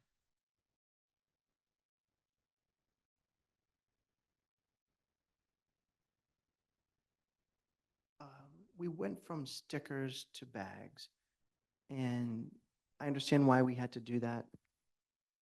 The weight of the bag, did we pay for that as well in the trash? I mean, I did some math, and I think it's maybe about 90 tons extra weight because we're using plastic. You know, putting plastic bag into a plastic bag adds more weight. Check a decimal point. I think we dispose about 9,000 ton a year. We dispose 9,000 tons, so I had 90. You think it's more like 9? I think maybe Could less be. than that. I mean, it's, I can carry a case of bags, no problem. Well, I wasn't, yeah, the weight of the bag, but times 13,000 I'm saying hours. a case of bag is, a couple hundred bags. I can carry that, no problem. So I don't think the weight of the bag is material to significant, certainly, to the total tipping fee. I think it's nominal at best. I think wet trash is a bigger issue than the bag. Icy trash, looking at barrels with the purple bag, hanging out during this winter with, a foot of snow on it. Those are the expensive ones because that barrel is dumped into the back of the packer, and that snow winds up melting and getting everything soaked. And so you pay for the weight there. Again, that's why we've always encouraged people to put their bags in a covered barrel. It prevents rodents, it prevents coyotes and raccoons, Litter. prevents wind, and it keeps it dry, so it keeps the weight low. I don't think the weight of the bag is significant enough to have much of a discussion on it. You say you can carry 100 bags at once. I'm talking about, we have 26,000 bags a week if everyone puts 2 bags out, right? So 26,000 bags weighs Counselor, something. I have to ask you, what does this have to do with the fees? Well, if we didn't have mean, the we- bags, then we would be paying less in the weight of our But we're not trash. talking about stickers, we're talking about bags. I understand that. Nothing before us says that we're changing Okay. our course. We just had a long discussion about all sorts of other things that unrelated to the cost of the bags, and you didn't stop anybody from asking those questions. So I'm sorry, my fourth question talked about weight of bags and what that would cost us if we had a different plan. But Oh, no, yours was proposing a different plan. I mean, I guess, yes, it was. It was 2 weeks. That was also brought up. So go ahead. it's okay. I don't mind being the example that you set.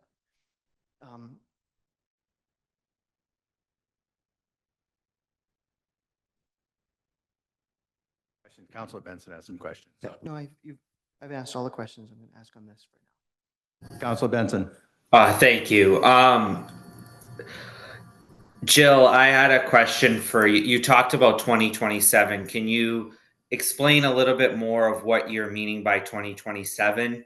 And then with that question is, say we were to do a staggered type of thing. You just said this was already staggered, but say we get up to the fee increases that you're talking about by next year. Could that be something that we could look at?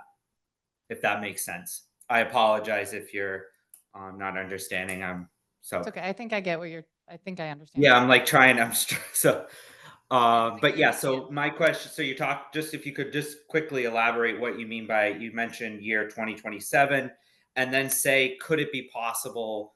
Would it be something that the administration could see? We could do this a half increase. So say today we do $1.75, and then next year we get to that 2.25, if that makes sense. So by Benson- fiscal year 2027, we're at $2.25. Counselor Benson, hold on. Yes. That is that's for us to decide. I understand that, but my question is, a would that be schedule something? of what is here, of what the changes will be.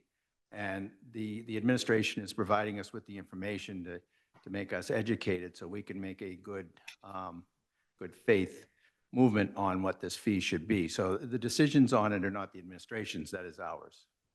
I understand that. I'm Counselor just Benson, I asking just point out administration to you that the numbers we used, we're anticipating a new trash contract in FY 2027. So that's Okay. why we're kind of pegging that date. And then I think what Connor put up on the screen for you is probably is the closest thing to being able to help you guys determine like what each step would mean. I mean, it doesn't go through in detail because we did this kind of just for today. But anticipating that you would want this data tonight. So I think Counselor Benson, if anyone's having trouble seeing us, let us know. We can get it to you. I can see it fine. And then just my follow-up would be we if we were to do, like, will you be looking to do another increase next year? Say we vote on the proposal that you've presented to us, are you planning to do something next year too? If that makes sense. I don't feel comfortable like making an assumption on that based on the current federal system, state system, with Fair all the enough. changes happening Fair on, enough. on what we can and cannot expect in this uncertainty. I can't say that. That's reasonable, and thank you for allowing me to ask a question. Okay, counselors. Just, I haven't spoken You yet. know, I had a question that related to Yeah, what Counselor. we'll get to you. Thank you. As I was stated to Counselor Benson and for all, is that we've been given choices and options here for us to make a decision on whether we want to stay with status quo and live with a $2 million deficit. We want to stay with, an FY 27 possibility, an FY 26, a known quantity, we're at $1.5 million, I think, is, next year's subsidy. So that's where we're at. It's up to us to then, discuss it maybe internally amongst ourselves on what we think needs to happen here. Where I think we've been given enough information on what this costs us. And so that would be, that's our next move. Councilor Worthley, you had something else? I just want to ask one more question. I think it was related to what Counselor Benson said.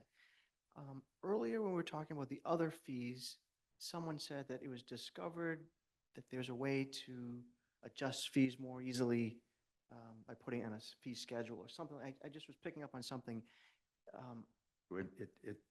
All fees except for the ones that are in the charter or by state law that are in ordinances, could be by council vote. But there was something about, someone said this process discovered that we could change It fees was differently. there was a council action that a motion and a vote to centralize all fees in the city clerk's office. So if there were a reason to increase fees again, would the process be by a vote of the council, or is it by DPW promulgation or the mayor's office? Like, how does that work if we were to go up now and go up again later? I vote of the council.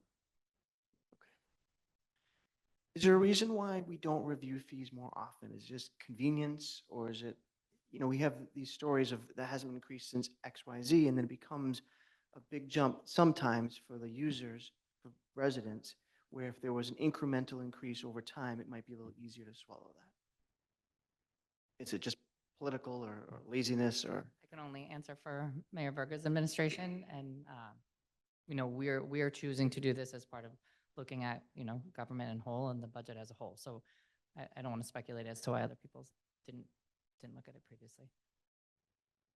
Council Worthy, have you ever made a to-do list and it keeps getting bigger and Oh, bigger and bigger and absolutely. things sort of, I think that could be the same thing with any administration or any person, that your to-do list keeps getting bigger and bigger and sometimes things pass. Yeah, no, and I just keep understand that. going. I'd asked Ms. Poirier if we could work on and, adjust for inflation yearly, and if any other cities and towns do that, and I don't know if you've had a chance to check with other cities and how they They handle it. don't. I did check. Thank you. We close to getting a motion on the table? I guess, and after the motion, if there's questions during the motion, then we can move forward. We have a motion, then discussion. I'm going to move to recommend that city council approve the proposed does it trash come fee out of Budget and schedule as Finance? presented in the memo dated wait. February Comes out of 4th, Budget and Finance. Wait a 2025, minute. as incorporated hereto presented by the Director of Public Works and approved by Budget the and mayor. Finance makes the motion. And then amendments. Why? There's no I guess mo- it just got forwarded to the council. So Yeah, we you can- you got, anybody can make Motion the was- motion. Let him You proceed. guys, you guys should have made the motion at BNF if you wanted to make the motion We brought tonight. it to full council, which Council Grow is Yep. being. Oh, what? Continue with that. I did. I just read the motion that was here, which is to move to recommend that city council approve the proposed trash fee schedules presented in a memo dated February 4th, 2025, is incorporated hereto presented by the Director of Public Works and approved by the mayor. And it's a move. Second. Motion's been made by Councilor Gross, seconded by Councilor Majota. Discussion. Councilor Gilman. I will be supporting this. We have to realize that the last time we changed the fees was 2016, which is 9 years ago. I think the information was compelling, and I think it's reasonable, although a large jump to do the 15 gallons, 36 gallons from $1.25/225 to $2/$4. The bulk items to go from 10 to 25 and the appliances from 30 to 35 as recommended. I think it's reasonable, so I will be supporting this. Thank you. Councilor Nolan. I didn't have any questions on this because I believe it was straightforward. There's a lot of work done on this. I've been known to say before, if it costs $1 to mail a letter, the post office should charge $1. It shouldn't be up to everybody else to offset an expense of something that is a pay-as-you-go type situation. The trash industry has changed dramatically.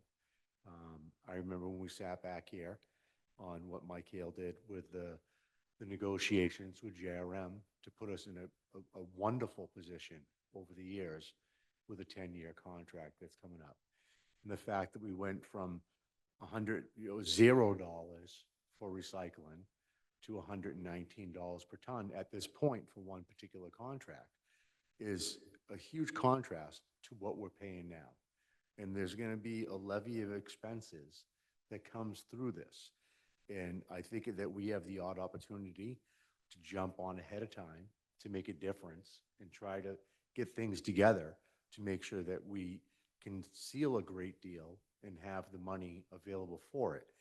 There are people that don't have the ability to use this that cost them money. There's some private roads and developments. There's, families, in buildings over 4 or 3 units or more. But the fact of the matter is, this is one of the things that you're solely responsible for. It's how you manage what you get rid of. And if you need to save a few dollars, there's a lot of other options with recycling at this point, not ruling out the fact that recycling may cost us some, but how you buy things, how you use things. You go back to the whole, people that went to the register and the young lady said to the old lady, you should buy more recyclables. And she talked about the glass jars and returning things. There are ways to save money. And for me, this is a no-brainer. I know it's going to cost people money, and I'm not 100% thrilled about it, but I think it's the fairest way to cover the city's expenses and not offset and take away from other city services to work within your means to make it the best to keep it affordable. So I will be supporting this. Thank you. Councilor Memard. I'm glad that we've had a discussion about this in as much depth as we have. I sincerely believe from a fiscal budgetary point of view, responsible management of our budget, that we should be considering a higher rate. However, my sense is that this is what the administration has asked for, and this is what the council is willing to do to this time. And we will have that opportunity at a later date. But I think it's very helpful to see what our real costs are and what it is that, as Councilor Nolan just said, we're subsidizing. And it is a lifestyle choice in terms of how much trash stream we generate and how we manage it. But I will be supporting the motion as made. Thank you. Connor, could you bring up the slide that has the graphs with the proposed? The one with the fee? Yeah. Okay, sure. Thank you. Councilor Grow. Don't look so sad. I'm going to support this, obviously. I think the people have, we all appreciate that rising costs on individual homeowners and taxpayers is happening all around us. But, as I pointed out many times, people want us to run the city like a business, but it's not. We have to run it like a household. We have a certain amount of income that comes in. We have a certain amount of expenses that go out, and we have to make adjustments when those change. It may seem like a high percentage increase. It's $1.75 for the bags. But if we don't make an increase in the bag fees, we're taking money out of other services that I think people might consider to be more essential or more needed and less likely to be funded. So for every dollar that we're taking out of trash, we're going to be putting it into the fire department, the police department, or schools, or whatever, DPW, paving roads, whatever it is. It's money that is much needed elsewhere. And as Councilor Nolan has rightly said, this is a lot about choice, about how you choose to consume things and use the trash system. So modifications will take place. And again, I appreciate Councilor Memhardt's willingness to go even higher, given the reality of the actual costs. And I think that I'm glad the mayor put this forward. I don't relish paying $4 a bag, but I'm going to support it, and we're going to find a way to minimize our use as much as possible.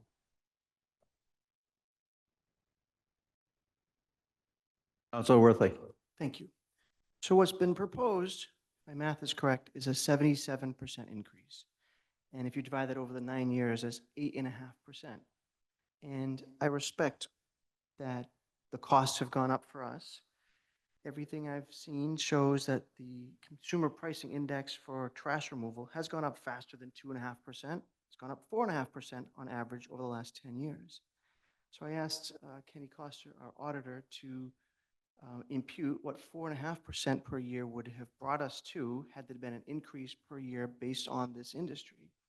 And in year 9, which we're in now, it would bring us to $3.15 for the non-senior discounted bag and $1.75 for the senior discount bag. That would be keeping up with the cost of inflation for this industry. And so to say that in the times that we're in, that we want to go up to 8.5% average rate increase per year versus the 4.5% that it has been for this industry is not running it like a business or like a household. It's running it like an additional tax. And we talk about how the general fund subsidizes this. Well, the general fund is made up of things that are paid for by taxpayers. So I appreciate the work that's been done and the mayor's proposal to go up to 77%. I would like to consider that there are people who are on fixed incomes, not just seniors, but people who will not make more money by working more. And that includes some of our teachers, it includes our paraprofessionals, it includes our firemen and policemen. We have people who are on fixed incomes that are disabled, that can't get a senior discount. And there's no reason why we can't bring this back, either in a year or a year and a half when the new contract does get approved. And I fully expect it'll cost more than we have currently. I think, Mr. Hale, you've done a fantastic job of getting that 10-year contract. And we can, I think you said August, so we have August, we have a year and a half or so before that new contract kicks in. And there's nothing to stop the council from putting forward something to increase it further, or the mayor from putting something to increase it forward. So I'd like to make an amendment to the motion that was been made and offer that we go up to $3 for the 36-gallon bag and $1.75 for the $15 bag, and I so move. Second. The motion I made is to go up to $3 for the 36-gallon bag and $1.75 for the 15-gallon bag. So it's still a significant increase from the $2.25 and $1.25, but it's not as significant. It will be a big dent into the subsidy that the city's doing, but not as big of a dent. And we can revisit this in a year or sooner. And if it needs to go to 4 or 5, then the councilors can make that motion at the time. But this is, I think, one of those compromises where we look at the person who's on a fixed income. We look at people who are just getting by. And everyone says, well, they could just stop going to Starbucks and not spend. Just ask for the motion to be repeated. Oh, I'm sorry. Right. I forgot to testify. Sorry, I just wanted the numbers again. Did you get the numbers? You said 125 to 175 and then 225 to $3. You got it. Thank you. All right, motion's been made by Counselor Worthley, seconded by Counselor Benson. Discussion. On the motion. I think you kind of did it. Wrap it up. Yes, please. Thank you. So on one hand, we can say, yes, we see people going to Starbucks, we see people going to Dunkin' Donuts, and if they just didn't do that, they could afford to pay for their trash. That's some people. There are some people who are just getting by, and we represent them too. And $200 more a year, $250 more a year could be the difference maker. And Total. what's that? 208 was the total one bag. It was one Not bag. the difference. Right. So for some people, that means they can't afford to send their kid to Washington DC every year when the middle school does that. Or it might mean that they can't afford to have their kids be in Little League or a softball program or something like that. It could mean the difference of buying new sneakers. I mean, we represent everybody. And I fully respect that we can encourage and educate people on recycling, and we can look to different kinds of ways of It's composting. $91 more a year In what scenario? between the 225 and the $4 for if you do one bag. Yeah. It's $91 is the differential. Right. And so for some families, it's 2 bags and 3 bags. And I think we need to do more to encourage recycling and composting and all these clever, smart ways to reduce the weight of our trash. And when there's a new contract, maybe there's a different story on recycling and how we manage that. But I think we need to keep in mind that we talk about affordability, and this is Sell the the one motion. place, this is the one place where we can actually make it a little less Please get to the expensive. motion, selling it, not the global view. And Thank you, yeah, editor. Appreciate that. yeah.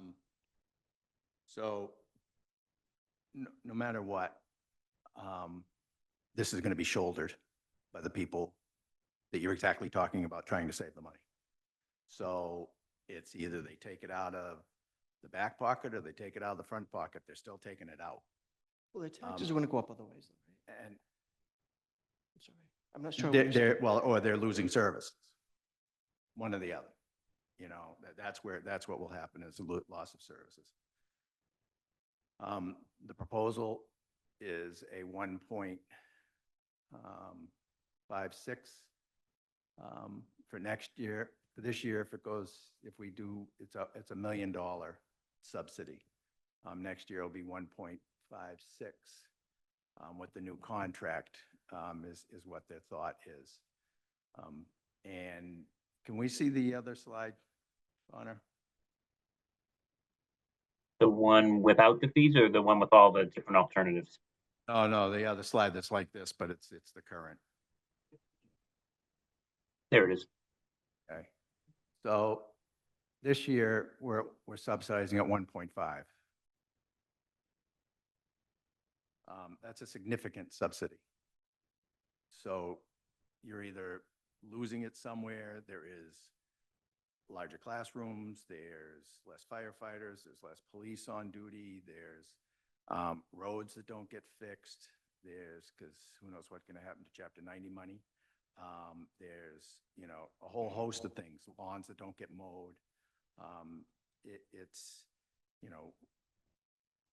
emergencies that tap out and then we don't get the services because the overtime, we can't cover it and they have to take it out of. So this is a choice of how we deal with this. And I just want to make sure that everyone is aware of that this is a big delta between trash bags, no matter which number we have. That's all. And what I propose reduces that delta, but just not by as much as the other. No, it proposal. increases that delta by $500,000. No, if we have let's make sure we're all seeing the graph the correct way. Go to the one that has all the numbers. I'm looking at the chart that's on the screen right now. Yeah. Without new fees, we're subsidizing, or taxpayers are subsidizing by $1.5 million. So with the reduced increase that I proposed, we'd be subsidizing it by less. By less, only but not as much as if it went to $4. Correct. Yeah. So there would still be a subsidy. There's always going to be a subsidy. And there would still be an increase in the fee, so the subsidy would not be as much with what I proposed compared to no fee increase. Well, with the new contract math. coming, it's going to be a lot higher. Well, we're only working right now, right? Um, I just want to make sure we're clear on this. What I'm proposing reduces the subsidy No. versus no No. fee increase. It- Yes, On the motion only. I made an amendment and it was seconded. So That's the motion. Just Let's for vote on the clarification, motion, just for clarification. on the amendment. On the amendment, what you're suggesting is reducing the bag fee from what has been proposed, which will increase the subsidy on the general fund. No, no, Yes. no. Wait, no, so you're clarifying what I'm saying or am I I'm clarifying? I'm clarifying your point. You're clarifying your you- interpretation of it. It's if not If you, fair. if you don't want to interrupt me, I've got the microphone. You can I've got the lie, You can microphone. lie, and I've now got you the need to call your vote on microphone. that. Mr. Excuse me, President, I've got both the of you. microphone. I would like to just say something here. You're both talking in circles. What Counselor Worthley is saying is that his amendment reduces the deficit by adding 75 cents that over no change. We're And not that is correct. But it does not, it adds to the deficit if you go to the adding $1.75. So it's. It doesn't add to the deficit. It No, reduces the it- subsidy, but not by as much. It adds to the deficit. Well, it would add to a future deficit if we reduce. The future deficit will be higher than it would be at $1.75 increase. Can I just say what I mean? I just tried to explain it. Yeah, you didn't explain it accurately. Yes, I did. You explained your interpretation of it as Jason. No, it's not interpretation. I just said, your amendment increases the amount of income, revenue. Can we have the other slide that shows the revenues? That has all this right on it? Oh, yeah, sure. Councilor Memard. I would just like to say that I will not be supporting Councilor Worthley's amendment, that what the mayor has proposed and the administration has supported to Budget and Finance and to the council is a fiscally responsible move forward. And Councilor Worthley's amendment would not address the budget shortfalls adequately going forward, that, as we've said, as Councilor Nolan said, leaves us with gaping holes in our school budget and our fire department and the police and everything else. So I do not consider what he's suggesting to be a One more thing. reasonably fiscal suggestion. So right in front of us here, we have on alternative 4, it raises it to $1.50 and $3. If you go across, it will show you that there will be a deficit of $2 million in FY 26 next year. There'll be a deficit of $2 million is the gap. Now, if it goes to $4, so that will be less than if it goes to $4, where it increases the difference. It's less than the 240. On the bottom one with no change, how is that 240? Yeah. The bottom one with no change would be a subsidy of 2.4 million in FY 27. So if you did the Okay, all right. 153, So it'd be FY 26. 2.04. Mm-hmm. So FY 26, there's 1.9 million with no change. Mm-hmm. With it going to $1.50 and $3, it goes to 1.5 million. So that does reduce that deficit. Now, if you go to the proposal, it goes down by another $500,000 to 1.06 million.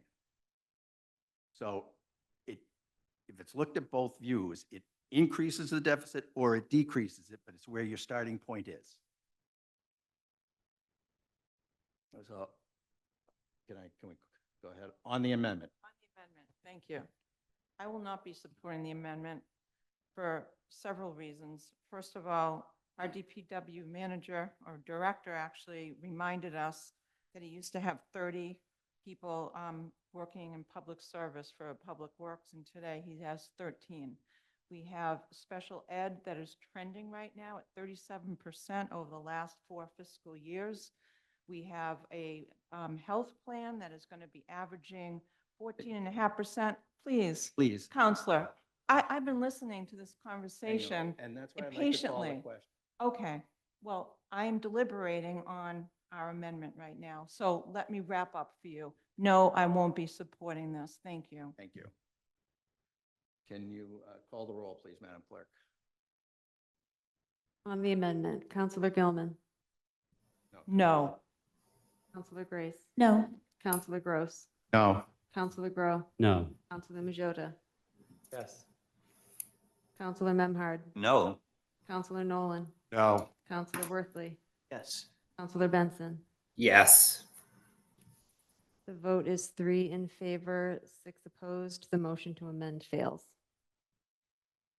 Now we're back to the main motion. I have a question. Senior discount, we don't have any numbers on that. Do you have any numbers on what senior discount is, what they pay down at the, right now, what they pay?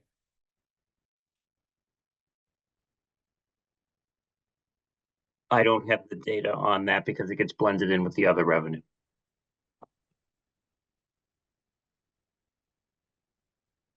Is it in there? So yeah, currently at the senior discount to large bags is $1.50. That's the discounted amount for what they pay. They pay $1.50 and the proposal would be $2.50. I think one piece that we did discuss is, just because I want to make sure everyone's clear on communication, the senior discount is only offered at the senior center. And there's a limitation on how many bags they can buy. So it is, we just don't ever want the people to think that they can get a discount at another Right, you location. can only buy one roll. Okay. But there's not a limit on the number of seniors that can go purchase bags. No, but that's only at the senior center. Gotcha. Provided that there's enough bags. Correct. But that's the same anyway. Right. So there is a senior discount considerable that doesn't even go to $3. May I ask a question that does not impact the, it's to understand the program, but it will not impact how we vote on this issue. But it's an important one for, at least for people who've asked the question of me. And I'll be very thoughtful if you. Make it brief if you Very can. brief. Only question, this is a question from Mr. Hale. Someone who is a vendor told me that they buy these in advance and then they don't make any profit on it, but then they sell them. If the price goes up, that means they have to pay more for the bags, and this person doesn't think he can carry them, just float the difference. Is that how the program works? Because I thought it was retroactive. I don't know exactly how it works. I just would like to have the answer. Programs work differently at different times. At one point, vendors would purchase the bags and they'd give us the difference from the bag price to the sales price. And then we went, There's a different price that they pay? it's a slight offset. Okay. And then I believe it was last year, Connie may need to correct me on this, I think it was last year, the year before. We've gone both ways. And there's no real good way to do it, whether we purchase them, they just sold at the stores. The lure has always been, when you go to buy a bag, you're generally going to buy more than just a bag. You get something else. So that's why, convenience stores, markets, you're there for something other than just buying your bags. And certainly people just go buy bags. I do that. I Question was the person having to float the difference, right? They buy a bunch of them at once. The price goes up. It just makes it that vendor said he couldn't afford the higher price in a bulk rate and float it until the customers pay for it. Are we doing it differently though? I couldn't speak for what the vendor can and can't do. It works. You do not have to be a vendor. It's optional, and people have opted in and opted out.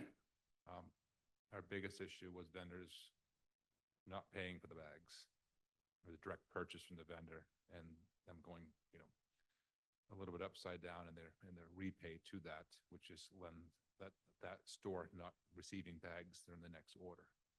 But right now, I believe they order directly from the vendor. It's sent over, and the delta's theirs, and the rest comes through the bag manufacturer to us. Thank you. It doesn't change the vote itself. I don't understand how that works. Councilor Grace.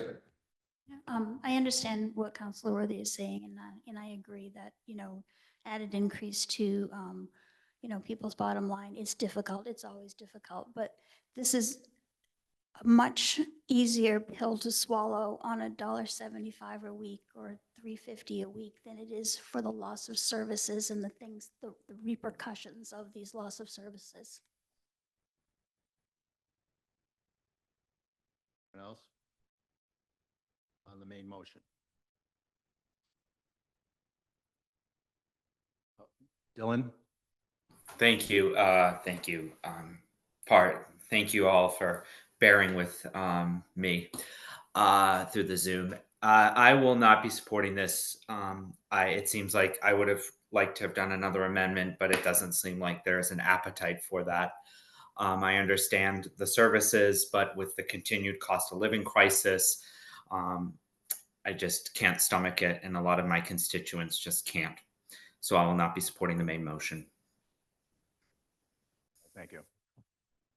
Again, I would just like to say that, you know, what's been said before, and it's rather simple. We either take it from one pocket or we take it from another, and this is still a very sizable. I mean, think about if we had that $1 million to do something else with, it would be pretty significant for us, particularly in the public facilities department, where they are definitely overstressed with the amount of things that they have to take care of in this city. So I just hope that the citizens understand that we're paying for the trash no matter what the bill comes in. We have to pay for it. How we can afford to pay for it is what is being discussed here. So it's not that we're nobody here, certainly no constituents wants to have a fee raise. Nobody here wants to have a fee raise.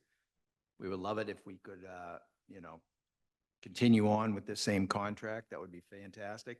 But we're also subsidizing that contract by, you know, $1.5 million today at the $3 at the $2.25 a bag. So this is a big issue for us, and I know it's a big issue for people. And I just hope that they understand that we have to pay this bill. Thank you. Frank? I just want to thank Jill, Mike, Connor for the express sheet and fully understanding it and why these increases have to happen. So thank you. Councilor Worthley. On this main motion, I appreciate my fellow Budget and Finance Committee member not thinking that my proposal for a lesser increase was fiscally sound. And I appreciate it. But where this industry has gone up by 4.5% per year, I didn't think an 8.5% increase was fiscally sound for the homeowner who's also struggling. So I struggle to see that we can't do more with less or less with less.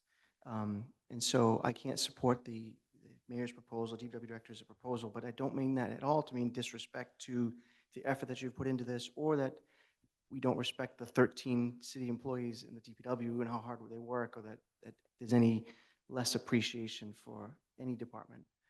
So I just want to side with my fellow Councilor Benson in that there are people who will struggle with this more than they can afford. So I won't be supporting this. I was hoping that we could find a middle ground and maybe go up more later, but it is what it is. Thank you. Thank you. Call the roll, Madam Clerk. Counselor Gilman, Yes. Counselor Grace, Yes. Counselor Gross, Yes. Counselor Grow, Yes. Counselor Majota, Yes. Counselor Memhard, Aye. Counselor Nolan, Aye. Counselor Worthley, No. Counselor Benson. No. The vote is 7 in favor, 2 opposed. The motion passes. Thank you. On the rest of the motions before BNF, can we take that as a consent agenda, or does someone want to take Second. something out? As presented? As So moved. presented. So moved. Motion made by Councilor Worthley, seconded by Councilor Nolan in reverse. So I would just ask people to look those through, because there are some significant commitments by the city and grants coming in and commitments going out, but we can certainly go by consent agenda. Well, I think he's saying consent agenda on the other fees. Oh, we already voted We did that those. already. Oh, on the rest of the. Oh, it's the rest of the, Sorry. Yeah. Counselor, may we just? so well, two members can't vote on one of these. They have to We recuse can't do it as a themselves. consent agenda. So we're gonna have to pull that off anyway till the end of the meeting when we vote on the other part. Can we,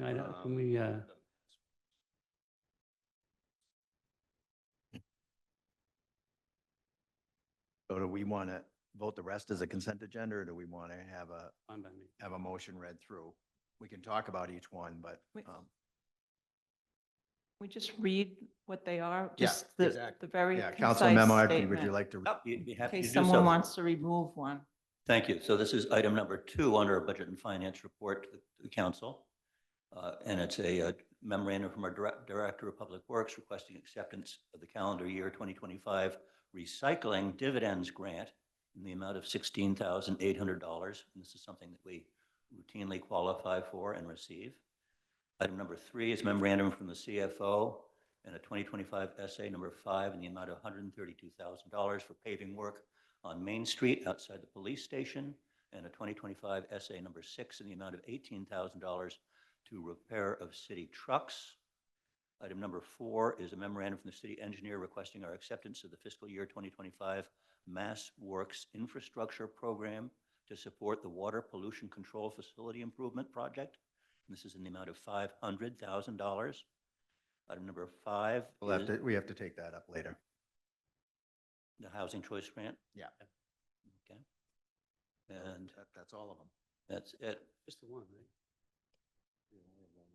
Yeah, that's, that. And I would just, one other comment that CAO Cahill stressed during our Budget and Finance Committee meeting is that the $500,000 grant for the water pollution control facility is something that we would not qualify for if we were not in an interim compliance on 3A, which is coming up for a vote by the community on April 14th, 24th.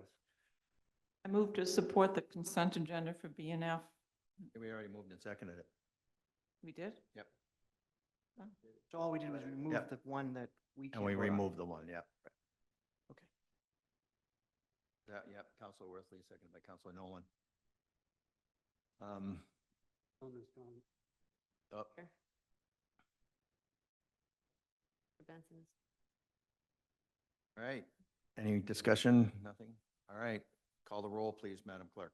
Counselor Gilman, Yes. Counselor Grace, Yes. Counselor Gross, Yes. Counselor Grow, Yes. Counselor Majota, Yes. Counselor Memhard, Yes. Counselor Nolan, Aye. Counselor Worthley, Yes. Counselor Benson. We did because there were some essays in there as well, so we had to do this anyway. So the vote is 8 in favor, 0 opposed, 1 absent. The motion passes. Thank you. Next order of business, Madam Clerk. The March 3rd O&A Standing Committee report. Counselor Nolan. So we have no actions tonight, info only. The following item was withdrawn, CP 2024. Worthley to amend GCO Chapter 22, Traffic and Motor Vehicles, Section 22, 274, 2-hour parking between certain hours by adding town landing parking lot, also known as St. Peter Square, with the exception of 2 loading zones, areas, and 3 handicap parking spots. The following items will be advertised for public hearing on March 25th, 2025. CC 2025-009,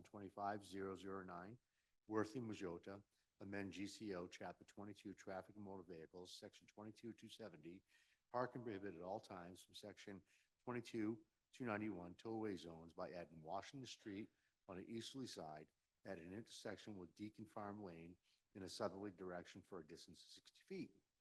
Number 2 is CC 2025-013, Worthley amend GCO Chapter 22 Traffic and Motor Vehicles, Section 22-270, park and prohibit at all times, Section 22-291, tollway zones by deleting Main Street on the southerly side, police parking only, being at 80 feet from the intersection of Main Street and Duncan Street in an easterly direction for a distance of 120 feet to across the intersection of Main Street and Elm Street. All parking restrictions will terminate At the conclusion of the construction of the police and the court building and spaces revert back to public parking. The following will be advertised for public hearing on April 8th, 2025. CC 25005 Worthley, amend GCO Chapter 5 Buildings and Building Regulations, Article 5, Short-Term Rentals, Section 5-64, Definitions, Section 5-66, Requirements for the operation of short-term rentals, subsection H and T, and Section 5-69, Prohibitions. Number 2, CC 2025-011 Benson. The City Council vote to accept general laws, Chapter 59, Section 5, Clause 22J. I do want to say that I learned late this afternoon after these templates were printed that the acceptance of the general law does not need to go to public hearing. So that will be a committee report. Excellent. So that's number 2.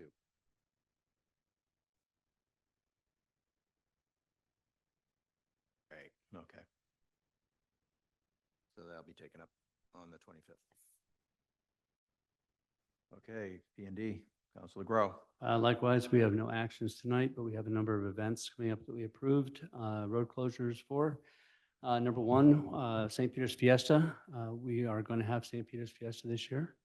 The request was for permission to use St. Peter's Park and Roger Street on June 25th to June 29th. So that's the dates for Fiesta. The second one was a special event application. We're actually going to have to re-vote this on a technicality, but there will be a Battle of Bunker Hill reenactment at Stage Fort Park on June 20th. I'm sorry, excuse me, June 21st and 22nd. So it's been moved from Chelsea because of the size and the fact that it's the 250th anniversary of the Battle of Bunker Hill. So Stage Fort Park will be turned into a historical zone for the weekend.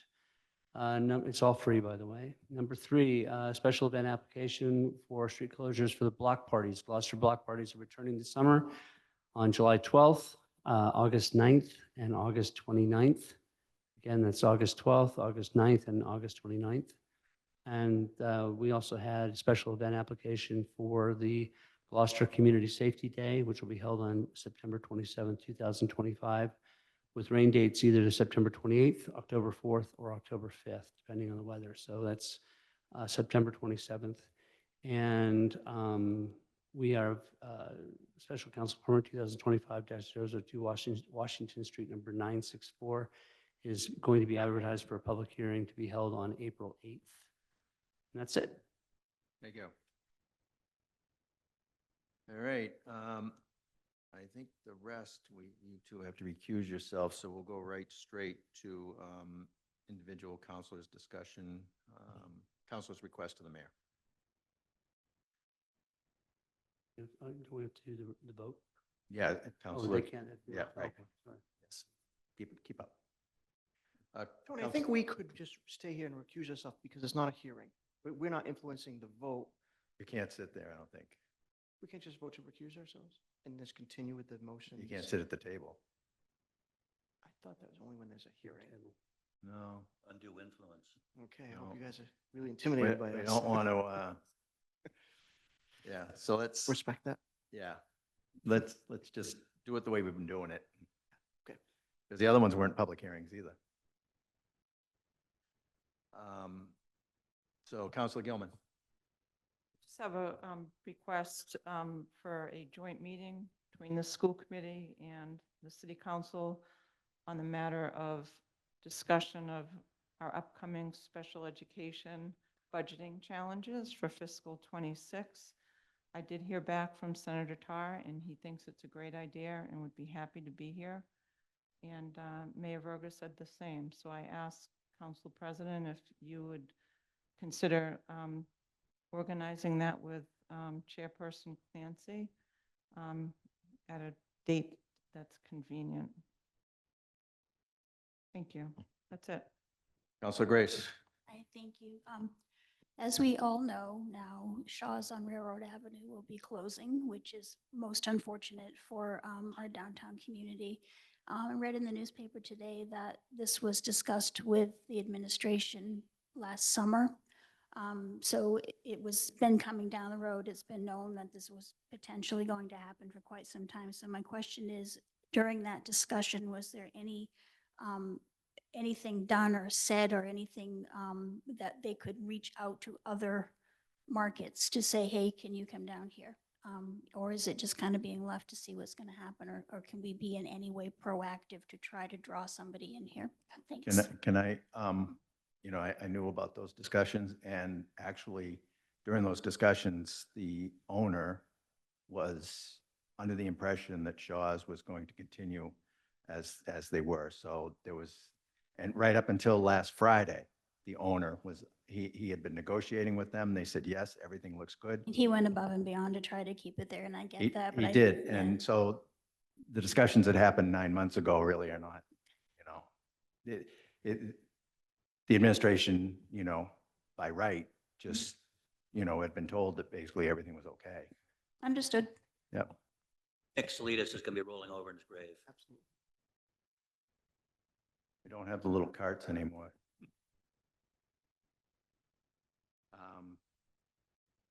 Who's after? Councilor Memard? Councilor Grow, oh, sorry. Okay, Councilor Joyta.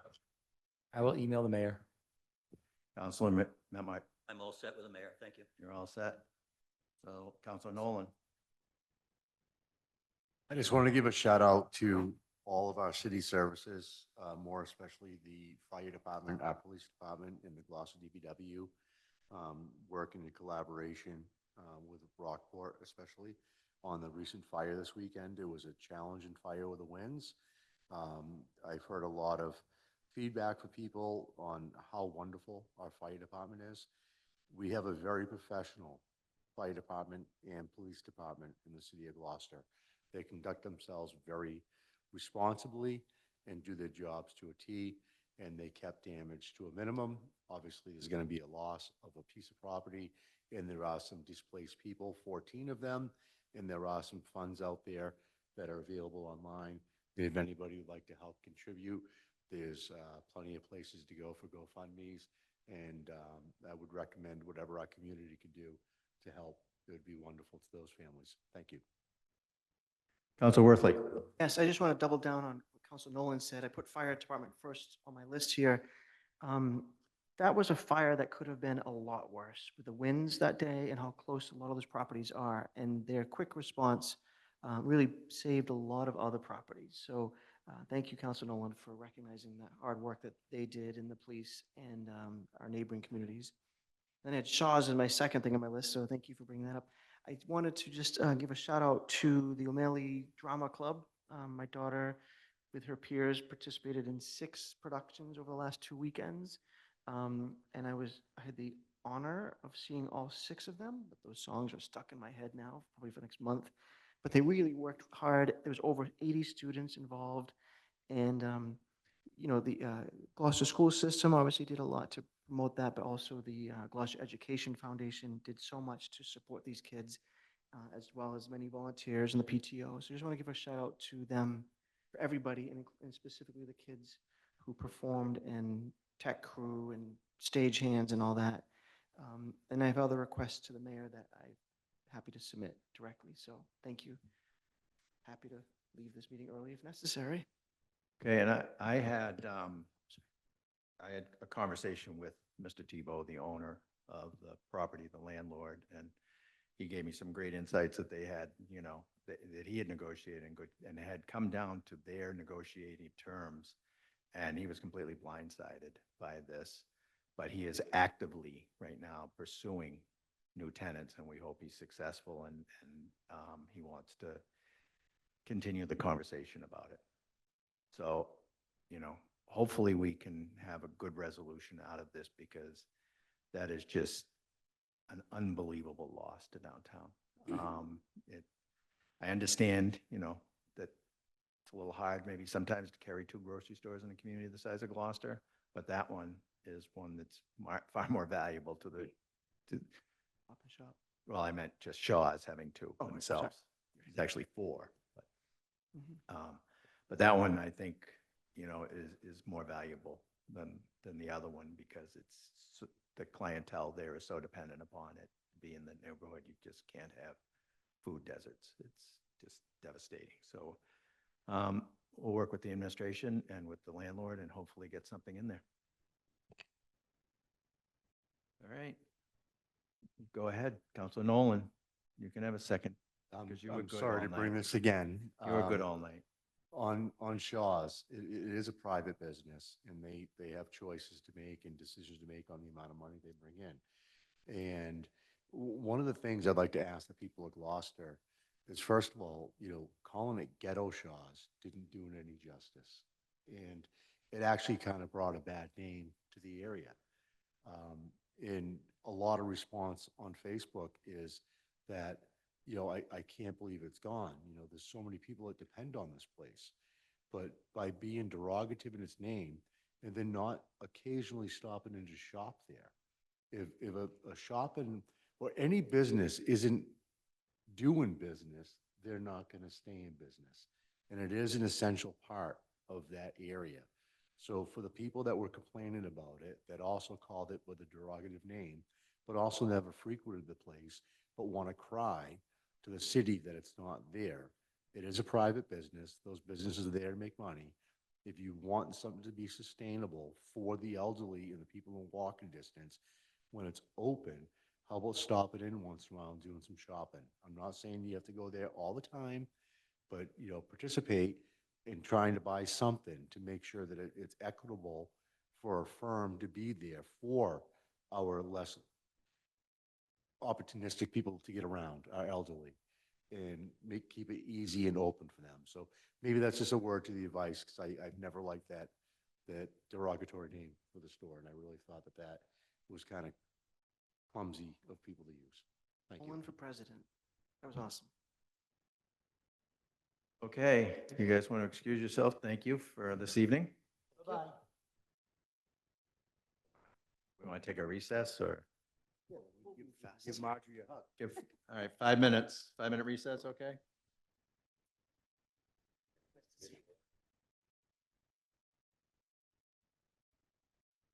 All those in favor of a recess? Aye. Opposed? The ayes have it. I moved it. Who seconded it? Frank seconded it.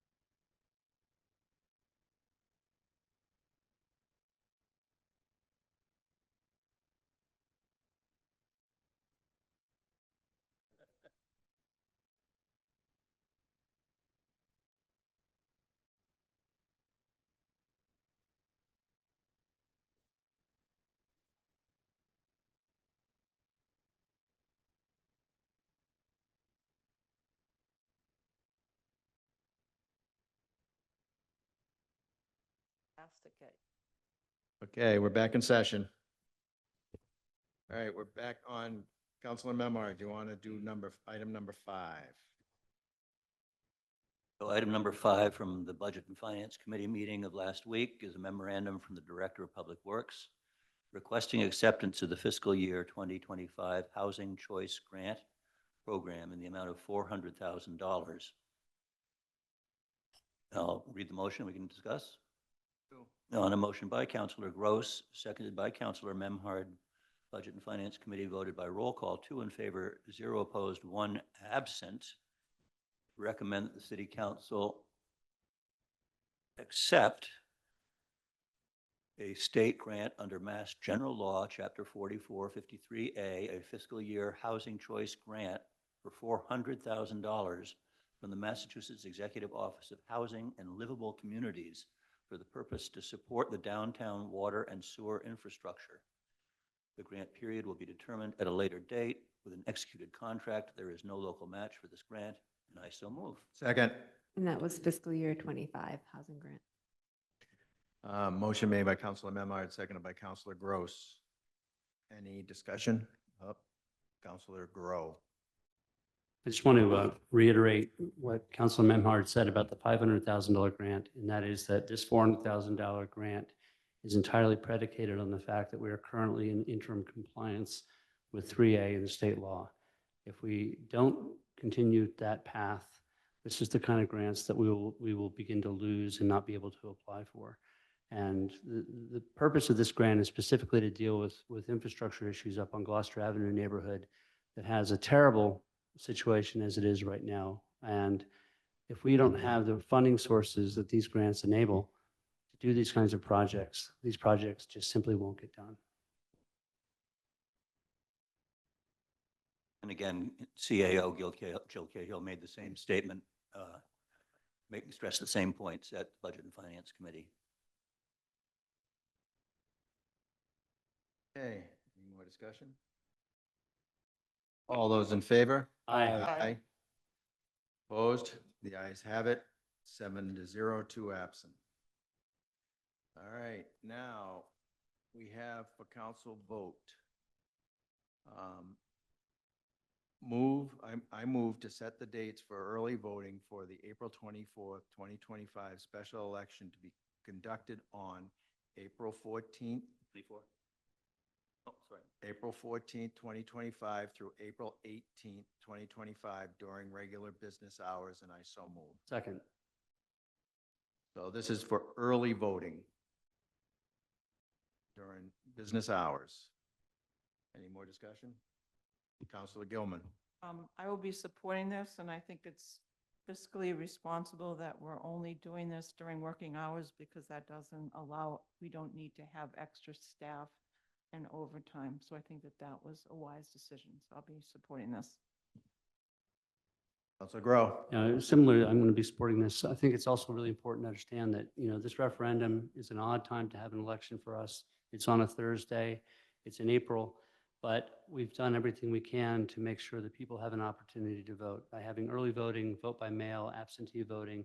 These are all ways that people can register their position before the 24th. And of course, hopefully you'll be turning out on the 24th to vote if you don't utilize these opportunities. But every possible way that we can get people to the polls, we have agreed to do and encourage. So please turn out one way or the other. Councilor Grow, could you just restate why we're voting? What the vote for? We don't state it here. It's just worth stating. I'm sorry. We're Something voting about some chapter 3A. Oh, the referendum for Housing. the approval of 3A City Council proposal. Yeah. Okay. All those in favor? Aye. Opposed? The ayes have it, 7-0, 2 absent. 2 recused, sorry. Oh, 6-0, that's right. 1 absent, 2 recused. Same thing with the previous one. Sorry, yes. And now we need to adopt the warrant for the April 24, 2025 special election. This was in your packet. Any discussion?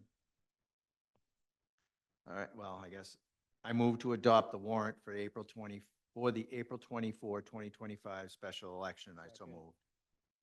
Motion made by Counselor Gross, seconded by Counselor Nolan. All those in favor? Aye. Aye. Opposed? The ayes have it, 6-0, one absent, two recused. Now we'll do a motion to adjourn. So moved. Second. Motion made by Counselor Gross, seconded by Counselor Nolan to adjourn. All those in favor? Aye. Aye. Thank you. Motion passes 6-0, two recused, one absent. Thank you very much. Good night.